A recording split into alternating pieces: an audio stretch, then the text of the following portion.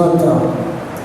ஆண்டவரே, தெய்வமே, தேவனுக்கும் மனுஷருக்கும் மத்தியஸ்தராக அவரை அனுப்பினீரே ஸ்தோத்திரம். நன்றி.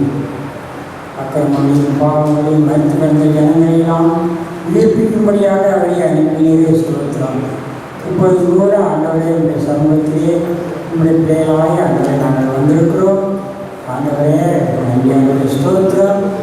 இன்றைய நாளிலும் ஆண்டவரே, தேவனே, ஆண்டவரே, எங்களை விட்டு சென்ற சகோதரியை சார்ந்த சகோதரிக்காக நாங்கள் ஆண்டவரே நமக்கு நன்றி செலுத்துகிறோம். ஆண்டவரே, உடைப்பையாக இருந்து ஆண்டவரே, குடும்பத்துக்கு ஆண்டவரே தாயாக இருந்து ஆண்டவரே, சுற்றுலா ஜனங்களுக்கு போக்குவரத்துமாக இருந்து ஆண்டவரே, சபை மக்களோடு சென்று சபையை ஆண்டவரை ஆராதிக்க உங்களுடைய மகளாக இருந்து ஆண்டவரே இருந்து ஆண்டவரே, இப்பொழுது ஆண்டவரே உங்களுடைய சமூகத்திலே ஆண்டவரே நீங்கள் ஏற்படுத்தின இடத்திற்கு வந்திருக்கிறார்கள். ஆண்டவரே, அதற்காக நமக்கு நன்றி செலுத்துகிறோம். ஆண்டவரே, எங்களை கைவிட்டு விடாத படித்து ஆண்டவரே, உங்களுடைய பிள்ளைகள் ஒவ்வொருவரையும் ஆண்டவரே நீர் ஏற்றுக்கொள்வீரே, அதற்காக நன்றி. ஆண்டவரே ஸ்தோத்திரம்.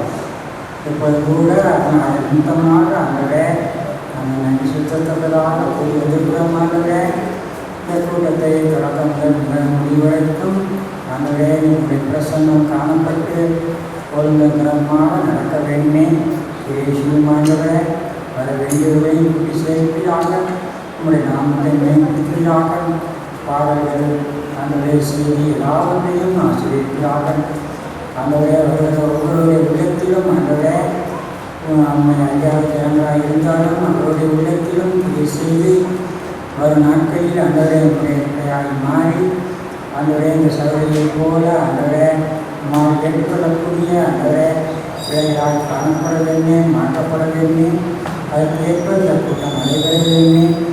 ஆசிரியர்களாக உங்களுடைய நாமத்தை மேம்படுத்தும் ஆண்டவரே நன்றி. புதிய மகிமையாகவும் ஏற்றுக்கொள்ள மாட்டவரே, எல்லாவற்றையும் கர்த்தராகிய இயேசு கிறிஸ்து நாமத்தினாலே வேண்டி ஜெபிக்கிறோம் நல்ல பிதாவே.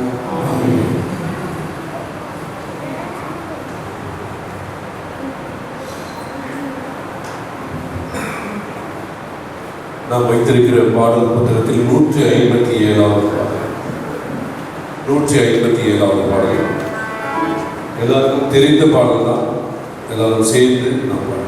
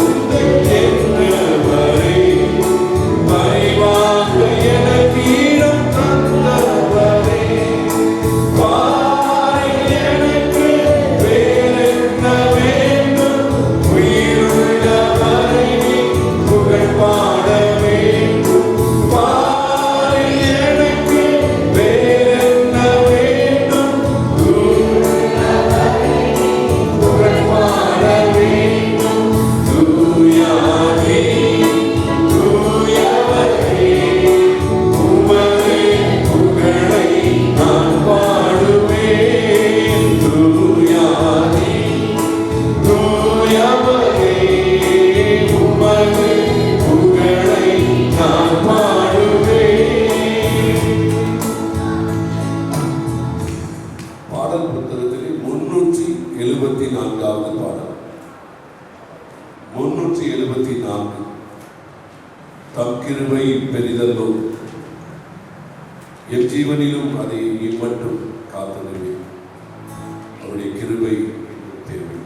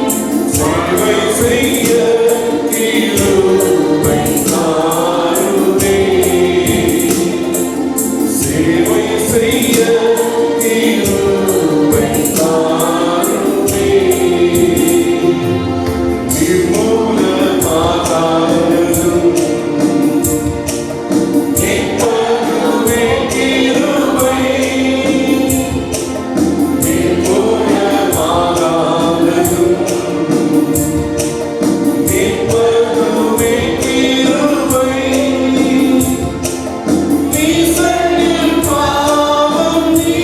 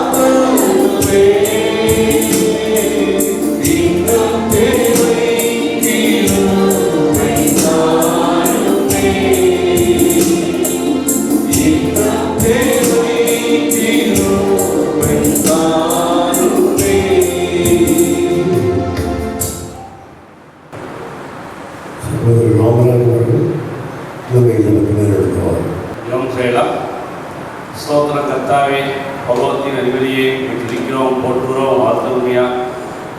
இந்த சூத்திரமையா எங்கள் குடியிருக்க நோக்கத்தை நீங்கள் அறிவிங்க தகப்பனே. ராஜாவே, எங்கள் மூத்த சகோதரி சாந்தாக்கால் ஐயா வெள்ளிக்கிழமை இருந்தார்கள், சனிக்கிழமை அடக்கம் பண்ணப்பட்டது. அருமையான அந்த அக்காவை அடக்கம் பண்ணி முடித்ததனுடனே இன்று சோத்திர கூட்டம் வைக்க வேண்டும் என்று அவர்கள் மனதிலே ஆண்டவருக்கு கொடுக்க வேண்டும், நன்றி கொடுக்க வேண்டும், நன்றி செய்ய வேண்டும் என்று நினைத்தபடியாலே இந்த சோத்திர கூட்டம் நடைபெறுவதை அறிவீர்கள். ஆனால் இங்கே அந்த அக்காவுடைய ஞாபகத்தை, அவர்களுடைய அன்பை, அவருடைய ஜெப வாழ்க்கையை, அவருடைய மென்மையை எல்லாம் சொல்லத்தக்கதாக நாம் கூடியிருக்கிறோம். அதன்படியாக இங்கே வருகிற ஒவ்வொரு மக்களும் அவருடைய நல்ல செயல்களை சொல்லுமாறு கேட்டுக்கொள்கிறோம். சாட்சி சொல்லுகிறவர்கள் சிறிதாக சொல்லும்படியாக, சுருக்கமாக சொல்லும்படியாக நாங்கள் வேண்டுகிறோம். நேரத்தை நீடிக்காமல் இருக்க உதவி செய்வீராக தகப்பனே. எல்லாரிடம் பேசுவீராக, உள்ளத்தில் பேசுவீராக. அந்த ஒப்பனை அப்படியே நீங்கள் செய்யப்படுகிறா சோத்திரம். இந்த நேரத்தையும் பார்த்து ஒப்படுகிறோம். ஆவியானவர் தாமே இங்கே எங்கள் நடுவில் இருக்கிறதுக்காக சோத்திரம். அவர் கூட எல்லா காரியம் பொறுப்பெடுத்து செய்யத்தக்கதாக அவர் ஒப்புக்கிறோம். நீங்களே வழிநடத்துங்க. தெரிஞ்சு கொள்ளப்பட்டவர்கள் எல்லாருக்கும் இந்த அப்பனை நாங்கள் செய்கிறோம். எல்லாவற்றையும் நீங்கள் பாதுகாத்துக் கொள்ளுங்க தகப்பனே. அப்படி நீங்கள் செய்யப்படுறதுக்காக சோத்திரம் ஐயா. எங்களை நாங்கள் தாழ்த்து ஒப்புக்கிறோம் இந்த ஓப்பனை. ஆண்டவராக இயேசு கிறிஸ்து நாமத்தை வேண்டிக் கொள்கிறோம். ஜீவனுள்ள நல்ல பிதாவே.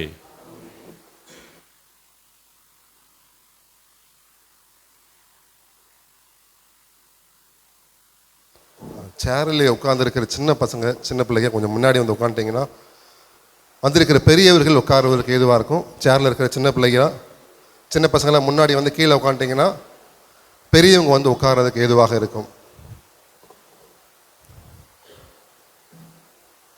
கர்த்தருடைய பரிசு நாமத்துக்கு மகிமை உண்டாவதாக. இந்த நேரமும் அருமையான மூத்த சபையுடைய மூத்த சகோதரி சாந்தா அவர்களுடைய சாட்சி நேரமாக இருக்கிறது. ஆகவே முதலாவது குடும்பத்தினர்கள் அவர்களுடைய தாயாரை குறித்து சாட்சி சொல்லும்படியாக அன்பாய் கேட்டுக்கொள்கிறோம்.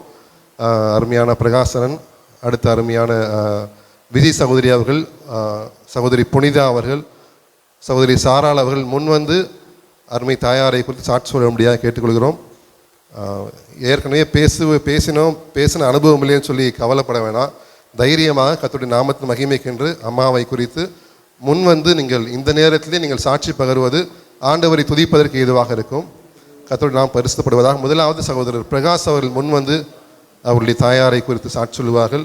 நாம் யாவரும் ஜெபசிந்தியோடு அமர்ந்திருந்த சாட்சிகளை நாம் கேட்போம்.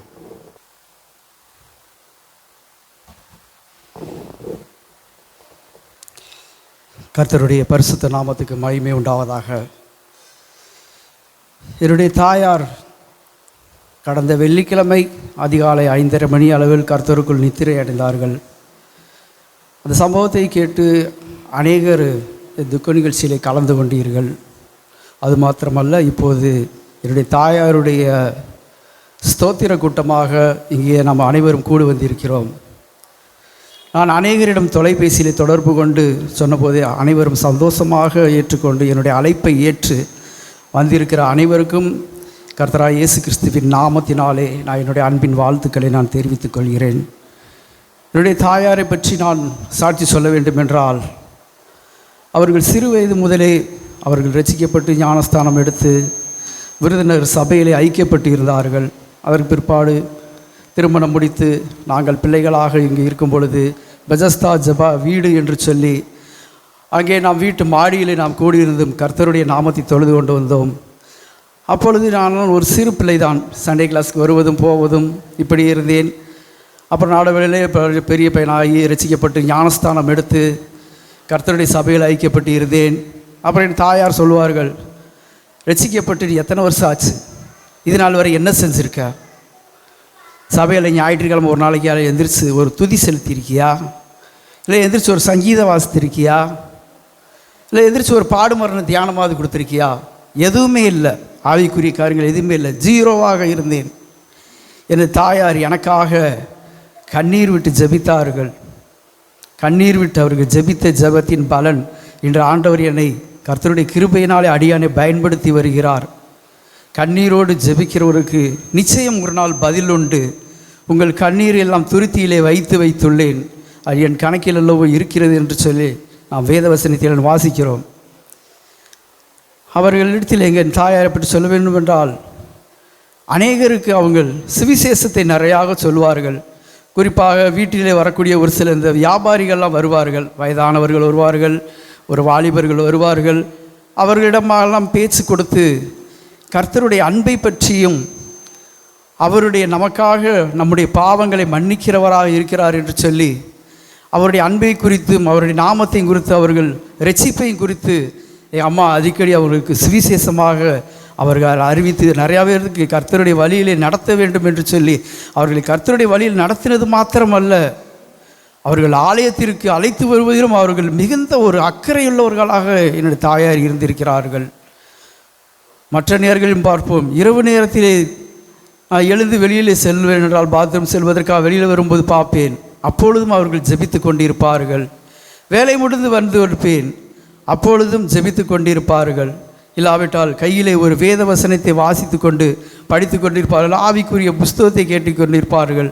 செல்ஃபோனிலே கர்த்தருடைய வார்த்தை, கர்த்தருடைய தாசர்களுக்கு கொடுக்கக்கூடிய செய்திகளை எல்லாம் கேட்டுக்கொண்டு இப்படி அவங்கள் கிறிஸ்துவுக்குள்ளாக கிறிஸ்துவின் அன்பை கிறிஸ்துவோடு நெருங்கி ஜீவிக்கிறவர்களாக எனது தாயார் இருந்திருக்கிறார்கள். இப்போது அவர் கர்த்தர் எடுத்துக்கொண்டார், அவருடைய பாதத்திலே அவர்கள் சந்தோஷமாக இருக்கிறார்கள் என்ற விசுவாசம் எனக்கு உறுதியாக இருக்கிறது. அவர்கள் இன்னும் சொல்ல போனால் அதற்கான ஒரு நேரமும் போதாது.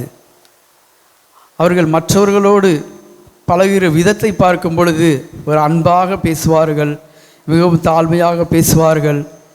என்னிடம் சொல்வார்கள், காலைல எந்திரிச்சையா ஜெபம் பண்ணையா, மற்றவருக்காக ஜெபிக்கணும், உனக்காக மட்டும் நீ ஜெபிக்கக்கூடாது, மற்றவருக்காக ஒரு அக்கறை எடுத்து ஜெபிக்க வேண்டும் என்று சொல்வார்கள். கூட்டத்திற்கு எல்லா கூட்டத்திற்கும் ஆர்வமாக வருவார்கள். சமீபத்தில் அவர்கள் 2-3 வருடத்துக்கு முன்பாக உடல்நிலை சரியில்லாமல் ஆஞ்சிய பண்ணும் பொழுது, இருதயத்திலே ப்ராப்ளம் இருப்பதாக ஆஞ்சிய பண்ணும் பொழுது கூட சிறிது காலம் அவர்கள் வண்டியில் ட்ராவல் பண்ணக்கூடாது என்று சொன்னார்கள், டாக்டர் சொன்னார்கள். அதையெல்லாம் அவர்கள் பொருட்படுத்தவில்லை. அப்புறம் மீட்டிங்க்கு வர வச்சு அதுக்கப்புறம் டாக்டர்கிட்ட கேட்கும்போது சரி இங்கே போகலாம் அப்படின்னு சொன்ன உடனேயும் வாரத்துக்கு ஒரு நாள் போங்கன்னு சொன்னால் அவங்க வாரத்தில் அன்றைக்கு மட்டுமல்ல, செவ்வாய்க்கிழமை வேத பாடத்துக்கு வருவார்கள், புதன்கிழமை கூட்டத்துக்கு வருவாங்கள், சனிக்கிழமை உபவாச கூட்டத்துக்கு வருவார்கள். எங்கள் அண்ணன் சொல்லுவாங்க, டாக்டர் ட்ராவல் பண்ணக்கூடாதுன்னு சொல்லியிருக்காங்க, சரி வாரத்தில் ஒரு நாள் போனாலும் பரவாயில்ல, வாரத்தில் எல்லா நாளும் போனீங்கன்னா உங்கள் உடம்பு தான் பாதிக்கும், அப்புறம் நீங்கள் தான் கஷ்டப்படுவீங்க, ஏதோ வாரத்தில் ஒரு நாள் போங்க அப்படி சொன்னது. அவங்க சரின்ட்டு பேசாமல் இருந்தாங்க. அப்புறம் இடையில கொஞ்ச நாள் வராமல் இருந்தாங்க. அப்புறம் வராமல் இருக்கிறப்ப அப்போ நான் என்ன செய்வேன்னா, சரி செய்தி கொடுத்தாங்கன்னு சொல்லுவாங்க. நான் அப்போ சொல்லுவேன், செய்தி கொடுத்தீங்க எப்படிமா கேட்பீங்க அப்படின்னு. சரி நான் ஒரு ஐடியா சொல்கிறேன், அதை பிறகு அவர் என்ன செய்கிறேன் அப்படின்னு சொல்லிட்டு இங்கே செய்தி கொடுக்க மேலே ஏறினோடனே நான் ஃபோன் பண்ணி ஃபோனை ஆன் பண்ணி அப்படி வச்சுருவேன். அவங்க உட்காந்து நான் மைக்கு இப்போ ஸ்பீக்கர் கீழே உட்காந்துருக்கப்ப அவங்களுக்கு சத்தம் நல்லா கிளியராக கேட்குறப்ப அவங்க உட்காந்து அவங்களோட செய்தி கேட்டுக்கிட்டே இருப்பாங்க. அதே மாதிரி தியானம் கொடுக்குறப்ப அதே மாதிரி தான். அதே மாதிரி சாயந்தரம் நான் சுவிசேஷ கூட்டத்துக்கு போகும்போது யார் செய்தி கொடுத்தா, யார் யார் வந்தா அப்படின்னு ஒவ்வொருத்தவங்களை குறித்து அவங்க அக்கறையாக விசாரிப்பாங்க. விசாரித்து என்ன செய்தி கொடுத்தாங்க, நீ என்ன கேட்ட, இதன் பிறகு என்ன நடந்த, இதை குறித்தெல்லாம் அவங்களை அக்கறையாக அவங்களை ஒவ்வொருட்டும் என்னுடைய விசாரித்ததுண்டு. இப்போது விசாரிப்பதற்கு இடத்தில் யாரும் இல்லை. ஆனால் ஆண்டவராக இயேசு கிறிஸ்து நம்மை கைவிடாத தெய்வம், அவர் வாக்கு மாறாதவர், பொய்யுரையாதவர், அவை நம்ம எப்படி வழி நடத்த வேண்டும் என்பது அவருக்கு எல்லாவற்றையும் தெரியும். நினைக்கிறதற்கும் வேண்டிக்கொள்வதற்கும் அவர் அதிகமாக செய்கிறவர். நம்முடைய தேவை இன்னதென்று முன்னக்கூடி அவர் அறிந்து செயல்படுகிறவராக இருக்கிறார். இந்த சாட்சியை சொல்வதற்கு கிருபை செய்த ஆண்டவராகிய இயேசு கிறிஸ்துவின் நாமத்திற்கே இன்றும் என்றும் மகிமை உண்டாவதாக. ஆமென்.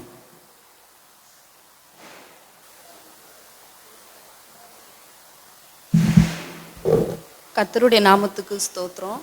இந்த நேரத்திலும் கூட என்னை இங்கே ஒரு ஆண்டவர் ஒரு சாட்சி சொல்லக்கூடிய சந்தர்ப்பத்தை கொடுத்துருக்காரு, அதற்காக நன்றி செலுத்துகிறேன்.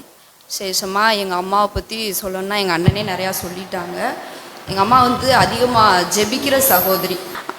அவங்க அப்படி ஜெபிக்கிறது எங்களையும் அதே மாதிரி வழி நடத்தணும்னு சொல்லி எங்களையும் அதே ஆவிக்குரிய பாதையில் வழி நடத்தணும்னு சொல்லி எங்களை அதிகமாக உற்சாகப்படுத்துவாங்க. நாங்கள் ஃபோன் பண்ணோம்னா கூட ஒவ்வொரு பொம்பளை பிள்ளைகிட்டையும் ஒரு 10 நிமிஷம் பேசினாலும் அதில் ஒரு 7 நிமிஷம் ஆவிக்குரிய காரியத்தை பற்றி தான் இருக்கும். பொதுவாக ஒரு திங்கக்கிழமையெல்லாம் பேசிட்டோம்னா இங்கே ஞாயிற்றுக்கிழமை என்ன செய்தி கொடுத்தாங்களோ அதை திருப்பி எங்ககிட்ட அப்படியே சொல்லுவாங்க. சொல்லி நீங்களும் வந்து ஆண்டவருக்காக பயன்படணும். அதிகமாக வந்து பேச்சு எல்லாமே ஆவிக்குரிய காரியம்தான், கர்த்தரை பற்றி தான் இருக்கும். நாங்கள் ஏதாவது வேறு பேச்சை பேசினா கூட இதெல்லாம் அழிஞ்சு போகிற காரியம், இதை பேசாத அப்படின்னு சொல்லுவாங்க. எங்கள் அப்பாவோட காலத்துக்கு அப்புறம் என் வீட்டுக்கு வருவாங்க, ஒரு 2 நாள் இருப்பாங்க. அப்படி இருக்கிறப்பெல்லாம் எனக்கு அது ரொம்ப பிரயோஜனமாக இருக்கும். அங்கே வந்து அதிகமாக என்னையை தூண்டி விடுவாங்க. பிள்ளைகளுக்கு நிறைய ஆவிக்குரிய காரியத்தை சொல்லி கொடுக்குறது. அதுகளை வந்து ஏதாவது சேட்டை செஞ்சுன்னா நான் சொன்னேன்னா நீ எதுவும் அதுகளை கண்டிக்காத. நான் வந்து பெற்றவங்க சொல்கிறத விட நான் சொன்னேன்னா கேட்பாங்கன்னு சொல்லிட்டு சொல்லுவாங்க. இப்போ நாங்கள் பரீட்சை லீவுக்கெலாம் நாங்கள் வீட்டுக்கு வந்திருந்தப்போ கூட எல்லா பேர பிள்ளைகளையும் கூப்பிட்டு வச்சு வசனத்தை பற்றியே பேசிக்கிட்டே இருப்பாங்க. அதிகமாக அதுகளையும் உற்சாகப்படுத்தி கொண்டுட்டு வராங்க. அதே போல் அதுக சபையில் வசனம் சொல்கிறது அதெல்லாம் சொன்னோம்னா அதை குறித்து அவங்க ரொம்ப சந்தோஷப்படுவாங்க. நம்ம பிள்ளைகள் சத்தியத்தில் நடக்கிற சந்தோஷம் தான் அதிகமான சந்தோஷம்னு வசனத்தின்படியாக அந்த மாதிரி வந்து அவங்க எல்லாமே அவங்க ஆவிக்குரிய காரியம்தான். கடைசி ஒரு 3 வருஷமாக அந்த கான்ஃபரன்ஸ் கால் மூலமாக கூட அவங்க அநேக சகோதரிகளோடு ஜபத்தில் ஒரு மத்தியானம் 3 மணிலேருந்து ஒரு 5 மணி வரைக்கும் ஒரு 2 மணி நேரம் ஜெபிப்பாங்க. அது அவங்களுக்கு பிரயோஜனமாச்சுன்னு சொல்லுவாங்க. நாங்கள் கூட அவ்வளோ நேரம் ஃபோன் கால்லே இருக்கீங்களேம்மா, அது பாதிக்கும் அப்படிலாம் சொன்னோம். அது ஆஞ்சியோ பண்ண பிறகு தான் அந்த மாதிரிலாம் பண்ணாங்க. காலையில் ஒரு மணி நேரம் அப்படிலாம் ஜோம் பண்ணுவாங்க. அப்போ வந்து அம்மா பாட்டு பாடுவாங்க, செய்தி கொடுப்பாங்க. வேணாம்மா எங்கள் அம்மா எப்போயுமே தொடங்கும்போது மெதுவாக தொடங்கி போக சவுண்டை கூட்டிடுவாங்க. இவ்வளோ தூரம் சத்தம் கொடுத்து பேசாதீங்க பாதிக்கும் அப்படின்னாலும் கேட்க மாட்டாங்க. அம்மாவுக்கு மற்றவங்க சகோதரிகளும் அக்கா நீங்கள் பேசுங்கக்கா, எங்களுக்கு அது பிரயோஜனமாக இருக்குது அப்படின்னு கூட சொல்லுவாங்க. நாங்கள் கடந்த வாரம் கூட வெள்ளிக்கிழமை வந்து எங்கள் அக்கா பொண்ணுக்கு 7 மாதம் கர்ப்பமாக இருக்குது, அதுக்காக ஸ்தோத்திரம் கொடுத்துக்கு எல்லோரும் போயிட்டோம். காலையில் ஒரு 10:30 மணிலேருந்து 11:30 மணி வரைக்கும் ஃபோன் பண்ணிக்கிட்டே இருந்தப்போ எடுக்கலாம். என்ன அம்மா என்ன எடுக்கலையே, தனியாக இருக்காங்களேன்னு ஒரு பதட்டத்தோடே இருந்தோம். சாயங்காலம் ஃபோன் பண்ணி ஏம்மா எடுக்கலைன்னு கேட்டால் பாட்டு பாடுனேன், ஜோம் பண்ணேன் அப்படி. நாங்கள் மரணத்துக்கு 1 வாரத்துக்கு முன்னாடி தான் அதுதான் கடைசியாக அவங்க அப்போ வந்து குழுவில் இருக்கிற சகோதரிகளோடு சேர்ந்து ஐக்கியப்பட்டது. அவங்க வந்து நீங்கள் பாடினா நல்லா இருக்குக்கா, உங்களுக்கே தெரியும் தேவ பிள்ளைகள் எல்லாத்துக்குமே கொஞ்சம் பாட்டு எழுதக்கூடிய தாளந்தை ஆண்டவர் கொடுத்தாரு. அவங்களாம் பாட்டு பாடி அதை ராக வச்சு பாடிக்கிட்டே இருப்பாங்க. வசனம் சொல்கிறது, வீட்டுக்கு வந்தால் ஜெபிக்கிறது, பிள்ளைகளுக்கு ஆண்டவரை பற்றி சொல்கிறது, பேர பிள்ளைகளை வழி நடத்துறது, நல்ல ஒரு பூரணமான வாழ்க்கை வாழ்ந்தாங்க அப்படின்ற நினைக்கும் போது ரொம்ப சந்தோஷமாக இருக்குது. இவ்வளோ நாள் நாங்கள் அம்மாவுக்காக ஜெபித்தோம். அதே போல் எங்கள் அம்மா வந்து பேர பிள்ளைகளுக்கு எங்கள் குடும்பங்களுக்காக அதிகமாக ஜெபிச்சாங்க. இனி அந்த ஜெபிக்கக்கூடிய சகோதரி இல்லை. நாங்கள் வந்து சோர்ந்து போயிடக்கூடாது, நாங்கள் இனி கர்த்தருக்குள்ளே அதிகமாக வளரணும். ஏன்னா ஆவிக்குரிய ஆலோசனை வந்து எங்களுக்கு அதிகமாக எங்கள் அம்மாட்ட இருந்தால் கிடச்சிச்சு. நம்ம பைபிளில் கூட மோசையை குத்தி நம்ம படிக்கும் பொழுது மோசையுடைய வளர்ப்பு வந்து அவங்க தாயை நம்ம அதிகமாக சொல்லுவோம். ஆண்டவர் வந்து அந்த நம்ம அடிக்கடி அப்படி தான் சொல்லுவோம். அதே போல் தான் நாங்கள் ஒவ்வொரு பெண் பிள்ளைகளும் நாங்கள் இந்தளவுக்கு கர்த்தருக்குள்ளே இருக்கிறோம்னா அது எங்கள் அம்மாவுடைய ஜெபம் தான் அதிகமாக நான் சொல்லுவேன். அதே போல் வந்து தொடர்ந்து எங்களுக்காக நீங்கள் ஜெபிச்சுக்கோங்க. எங்கள் குடும்பத்தில் ரட்சிக்கப்படாதவங்க இருக்கிறது தெரியும், அவங்களும் ஆண்டவருக்குள்ளே வரணும். எங்கள் அம்மாவுடைய வாஞ்சை அதுதான். கடைசி காலத்தில் என் பிள்ளைகள்லாம் கர்த்தருக்குள்ளே வரணும், அதைத்தான் நான் பார்க்கணும். அதுக்கப்புறம் என் மரணம் வரணும்னு நினச்சாங்க. இதனால் ஆண்டவர் எடுத்துக்கிட்டார். ரொம்ப கஷ்டப்பட்டாங்க. போதும் மகளேன்னு ஆண்டவர் எடுத்துக்கிட்டார். இப்போ கர்த்தருடைய சந்நிதியில் கவலை கஷ்டம் எது இல்லாத ஒரு இடத்துல அவங்க இருக்கிறாங்க. ஆனாலும் கூட வந்து அவங்களுடைய வாஞ்சை ஏக்கம் எல்லாமே சீக்கிரம் வந்து நிறைவேறணும். அதுக்காக தொடர்ந்து ஜெபம் பண்ணிக்கோங்க. கர்த்தருடைய நாமத்துக்கு ஸ்தோத்திரம்.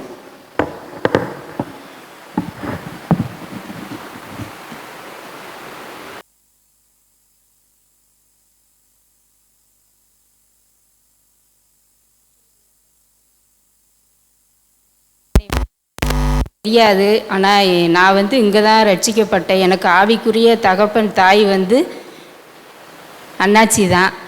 நான் வந்து என்னை வந்து திருமணம் முடித்ததே ஒரு பூசாரி குடும்பத்தில் தான் திருமணம் முடித்து கொடுத்தாங்க. ஆனாலும் நான் வந்து வைராக்கியமாக இருந்து எங்கள் அம்மா வந்து எங்களை சின்ன பிள்ளையிலேருந்தே நல்ல வாஸ்து ஜெபம் பண்ணி கர்த்தருக்குள்ளே எங்களை வைராக்கியமாக எங்களை வழி நடத்தினதுனால இன்றைக்கும் நாங்கள் குடும்பமாக என் கூட பிறந்த சகோதரிகள் எல்லாம் குடும்பமாக இருக்கோம். என்ன பிரச்சனை கஷ்டம் வந்தாலும் எங்கள் அம்மா சொல்லி கொடுத்ததை நாங்கள் கடைப்பிடிச்சு ஜெபித்து எங்களுடைய பிரச்சனைகளெல்லாம் நாங்களாக சரி பண்ணிக்கிடுவோம். அது யார் வழின்னா எங்கள் அம்மா தான். எங்கள் அம்மா வந்து ஆரம்பத்துலேருந்து சரீரத்துலேயும் சரி மனவேதனையிலையும் சரி பலவிதமான பாடுகள் பிரச்சனைகள் அது எல்லாருக்குமே தெரியும். அது மாத்திரமல்ல, எனக்கு விவரம் தெரிய நான் சிறு பிள்ளையாக இருக்கும் பொழுது எங்கள் அம்மாவுக்கு ஒரு நாள் நைட்டில் 1-1:30 மணி இருக்கும். அந்த நேரம் ரொம்ப முடியலை, என்ன செஞ்சிச்சுனே தெரியலை.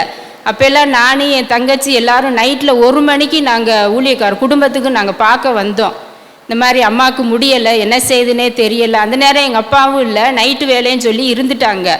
அந்த நேரம் நாங்கள் ஊழியக்காரவங்களை தேடி வந்த அம்மாவுக்கு முடியலை, இந்த மாதிரி ரொம்ப முடியாமல் இருக்காங்க, என்ன செய்யுதுன்னே தெரியலை அப்படின்னு சொல்லவும் உடனே நம்ம ஊழியக்காரவங்களும் அந்த அக்காவும் 2 பேரும் வந்துட்டாங்க. வந்து பார்த்து அவங்கள ஆஸ்பத்திரி கூட்டிகிட்டு போய் என்ன ஏதுன்னு பார்த்து ஆஸ்பத்திரியில் பார்த்துட்டு ஒன்றுமே இல்லைன்னு தான் சொல்லுவாங்க. அது பிசாசின் கிரியைகள் தான். ஆனால் கர்த்தர் பல பிரச்சனைகள் மத்தியிலும் பல பாடுகள் மத்தியிலையும் எங்களை கர்த்தருக்குள்ளே வழி நடத்துனாங்க. நாங்களும் இந்த நாளில் வைராக்கியத்தோடு நாங்கள் இருக்கோம். கர்த்தரை விட்டு நாங்கள் பின்வாங்கலை. என்ன கஷ்டம் துன்பம் வந்தாலும் அம்மா மாதிரியே நம்மளும் நம்ம பிள்ளைகளை வழி நடத்தணும் அப்படின்ற அந்த ஒரு எண்ணத்தில் தான் இருக்கோம். என்னையும் ஒரு பூசாரி குடும்பத்தில் தான் கட்டி கொடுத்தாங்க. ஆனாலும் எங்கள் குடும்பத்தில் பல பிரச்சனை கஷ்டம். எனக்கு ஃபோன் போட்டால் கூட பிள்ளை என்ன செய்யுதுங்க, நீ காலையில் எழுந்துச்சு வாஸ்தியா, ஜோம் பண்ணியா, பிள்ளைகளை நல்லா ஜெபிக்க சொல்லி, இது கடைசி காலம் அப்படின்னு தான் எங்களை எங்கள் அம்மா எங்களை ஒவ்வொரு நாளும் ஃபோன் போட்டு எங்ககிட்ட பேசுவாங்க. ஆனால் இது நாள் வரை எங்கிட்ட பேசினாங்க. ஆனால் இனி ஆறுதல் சொல்கிறதுக்கு யாரும் கிடையாது. ஆனால் ஆண்டவர் எங்களோட கூட இருக்காங்க. எங்களுடைய ஆறுதலுக்காக நீங்கள் ஜெபம் பண்ணிக்கோங்க. அதே போல் அவங்களுடைய கடைசி ஆசை குடும்பமாக எல்லாருமே கர்த்தருக்குள்ளே வரணும்னு சொல்லி அவங்களுடைய ஆசை எங்ககிட்ட சொல்லுவாங்க. எல்லாரும் ரட்சிக்கப்படணும், காலம் கடைசி காலம், அதனால் எல்லாத்துக்கும் நீங்கள் நல்லா அதிகமாக ஜெபம் பண்ணுங்க, பிள்ளைகளை வழி நடத்துங்க அப்படிலாம் சொல்லி எங்ககிட்ட இப்படி தான் சொல்லுவாங்க. அதனால் எங்கள் குடும்பங்களுக்காக நீங்கள் அதிகமாக ஜெபம் பண்ணிக்கோங்க. ரட்சிக்கப்படாதவங்கெல்லாம் ரட்சிக்கப்பட்டு கர்த்தருக்குள்ளே வரணும், அதுக்காக நீங்கள் ஜெபம் பண்ணிக்கோங்க. கர்த்தருடைய நாமம் மகிமைப்படுவதாக.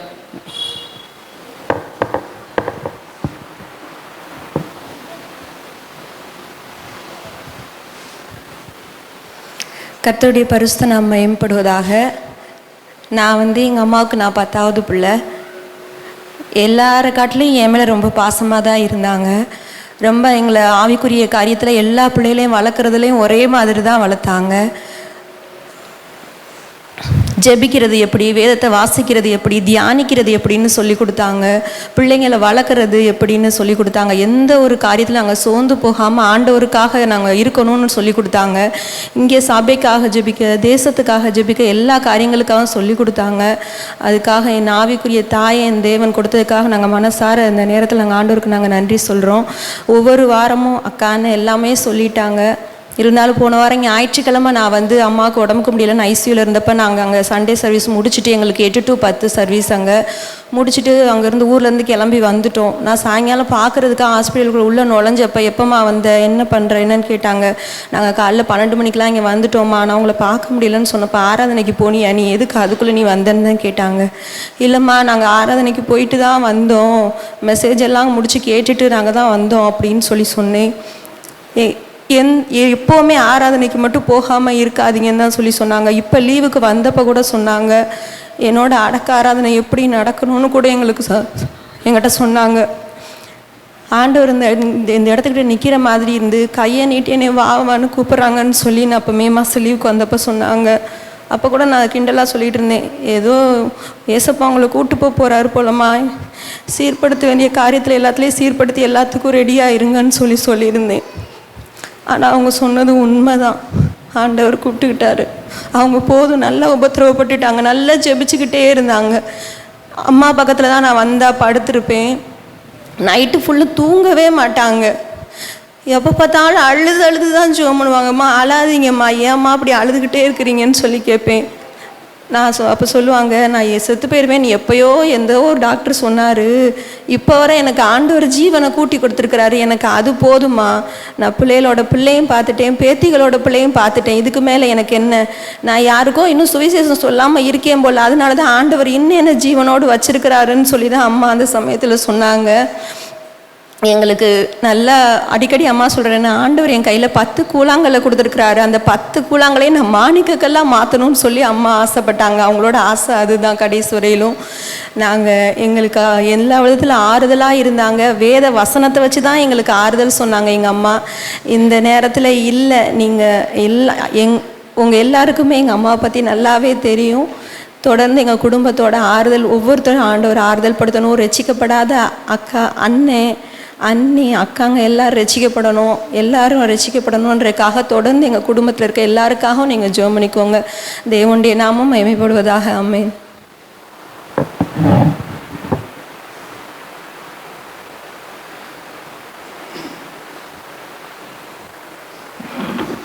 கர்த்தருடைய பரிசுத்த நாமத்துக்கு மகிமை உண்டாவதாக.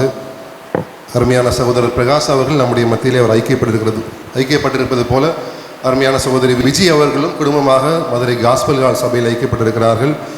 அக்கா புனிதா அக்கா அவர்கள் விருதுநகர் சபையில் ஐக்கியப்பட்டிருக்கிறார்கள். இப்போது கடைசியாக சாட்சி சொன்ன சாரால் அவர்களும் துவரம் முயற்சியிலே கர்த்தருடைய சபையிலே அவர் ஐக்கியப்பட்டிருக்கிறார்கள். இன்னும் அவர்களுடைய குமாரத்தில் உண்டு, ஆண்டவர் அறிந்தவர்களும் உண்டு, அறியாதவர்களும் உண்டு. அவர்களுக்காக நாம் ஜெபித்துக் கொள்வோம். தொடர்ந்து அவர்களுடைய மருமகன் மெசேல் டேனியல் அவர்கள், சாரா சிஸ்டருடைய கணவனார், அவர்களும் அவர்களுடைய மாமியாரை குறித்து ஒரு சாட்சி பகருவார்கள்.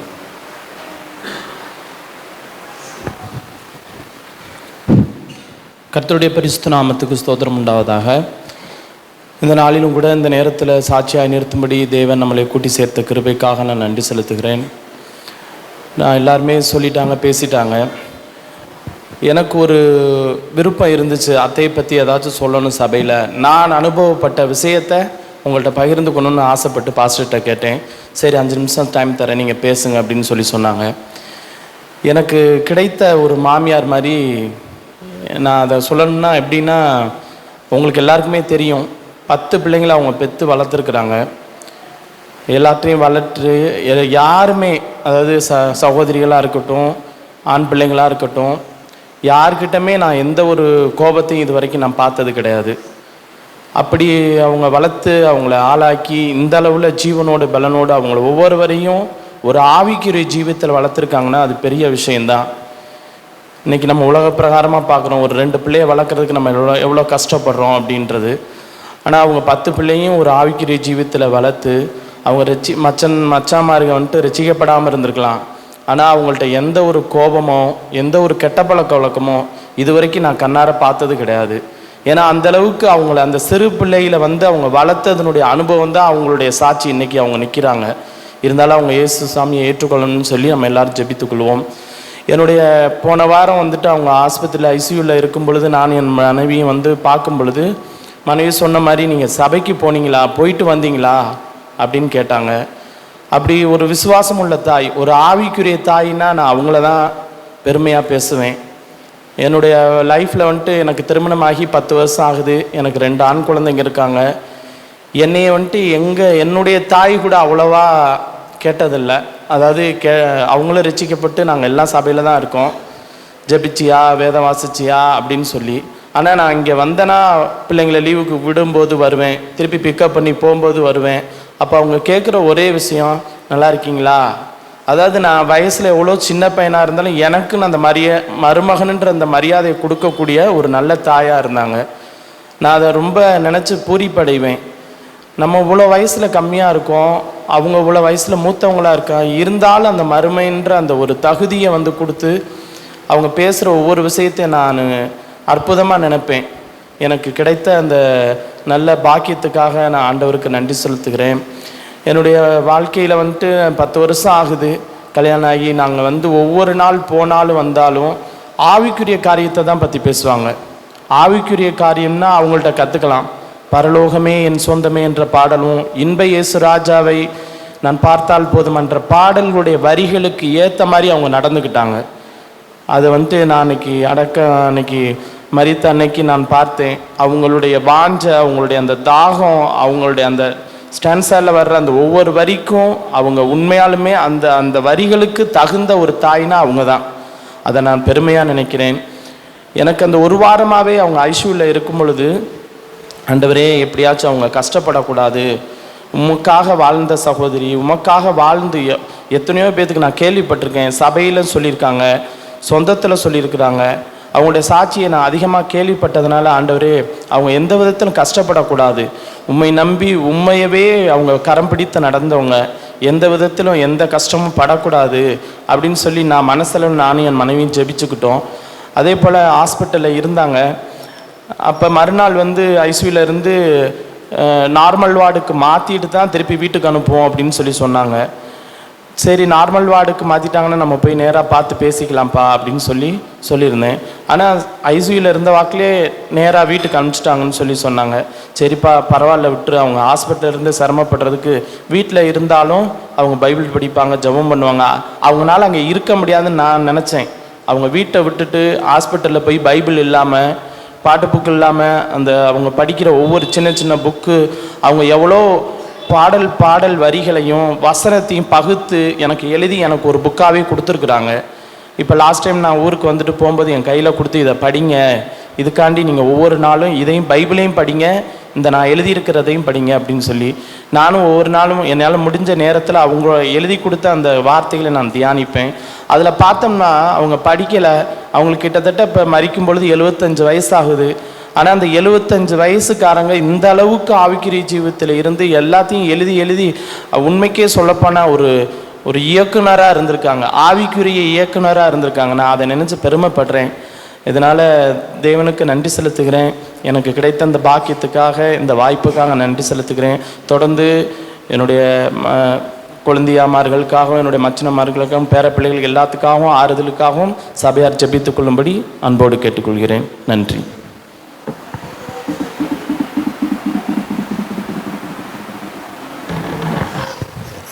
தொடர்ந்து அருமையான சாந்தா சகோதரி அவர்களை குறித்து நம்முடைய சபையில் உள்ளவர்கள் சாட்சி பகிர்வார்கள். அம்மா அவர்களும், அடுத்து சரஸ்வதி சிஸ்டர் அவர்களும், நவமணி சிஸ்டர் அவர்களும் சாட்சி சொல்வார்கள். சுருக்கமாக நாம் சொல்லுவோமானால் வேறு யாராவது விரும்பினவர்கள் சொல்வதற்கு ஏதுவாக இருக்கும்.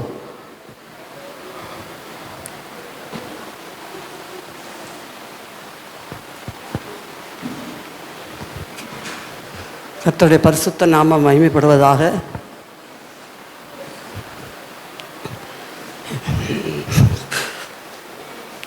சாந்தாக்காவை நான் நினைக்கும் பொழுது என்னால் பேசுவதற்கூட என்னால் முடியவில்லை.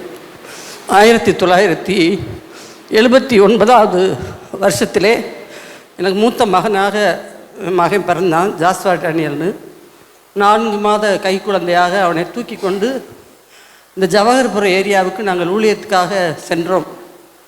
அந்த சமயத்திலே அந்த தெருவில் இருக்கிற ஒரு சிஎஸ்ஐ குடும்பம், இந்த தெருவில் ஒரு வாஞ்சையான ஒரு சகோதரி இருக்கிறாங்க, அவங்கள நீங்கள் போய், அப்போ சர்ச்செல்லாம் கட்டலை, ஒரு சகோதரி இருக்காங்க, அவங்கள போய் நீங்கள் போய் பாருங்கன்னாங்க. நாங்கள் முதல்ல அங்கே போனோம். அந்த சகோதரி வெளியே என்னிடத்தில் பேசுனாங்க. ஆண்டவரை பற்றி உங்களுக்கு தெரியுமாக்கா, நான் ஏசுசாமி பற்றி சொல்கிறதுக்கு வந்திருக்கோம் அப்படின்னு சொன்ன உடனே எங்கள் அம்மா ஏசுசாமி ஏற்றுக்கொண்டாங்க, விருத சபையில் தான் அவங்க இருக்கிறாங்க. எந்த சபைக்கா அப்படின்னா, சகோதர சபை. அப்படியாக்கா, நம்ம சபையா அப்படின்னு அப்போவே நான் அவங்கக்கிட்ட ரொம்ப பிரியமாக நான் பேச ஆரம்பித்தேன். அதுலேருந்து அவங்க பார்த்து அன்பாக பேசி இப்போ அவங்க ஆண்டவரை ஏற்றுக்கொண்டு வாஞ்சையுள்ள சகோதரி. அப்புறம் அதுலேருந்து நாங்கள் கொஞ்சம் அடிக்கடி அவங்க போய் சந்திக்க ஆரம்பித்தோம்.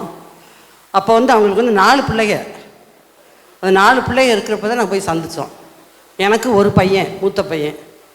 படிப்படியாக அவங்கள போய் சந்திக்க நல்ல வாஞ்சையாக தாகமாக அவர்கள் எங்களோடு பேசினாங்க. அந்த பேசி அவங்களே எங்கள் வீட்டுக்கு வர ஆரம்பித்தாங்க. அடிக்கடி கூடி ஜெபம் பண்ணுவோம். நாங்கள் 2 பேரும், நானும் அந்த அக்காவும் அதிகமாக ஜெபம் பண்ணுவோம். அதுக்கப்புறம் அவங்க ஆண்டவருக்கு ஒப்பு கொடுத்து ஞானஸ்தானம் எடுத்து அடுத்தடுத்து அவங்க பிள்ளைகளும் பிறந்தாங்க.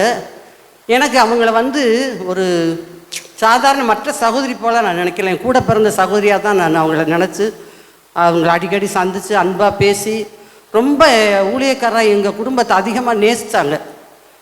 அதிகமாக ஜெபம் பண்ணுவோம். எப்போ வர்றப்பெல்லாம் அவங்க 2 பேர் சேர்ந்து ஜெபம் பண்ணுவோம்.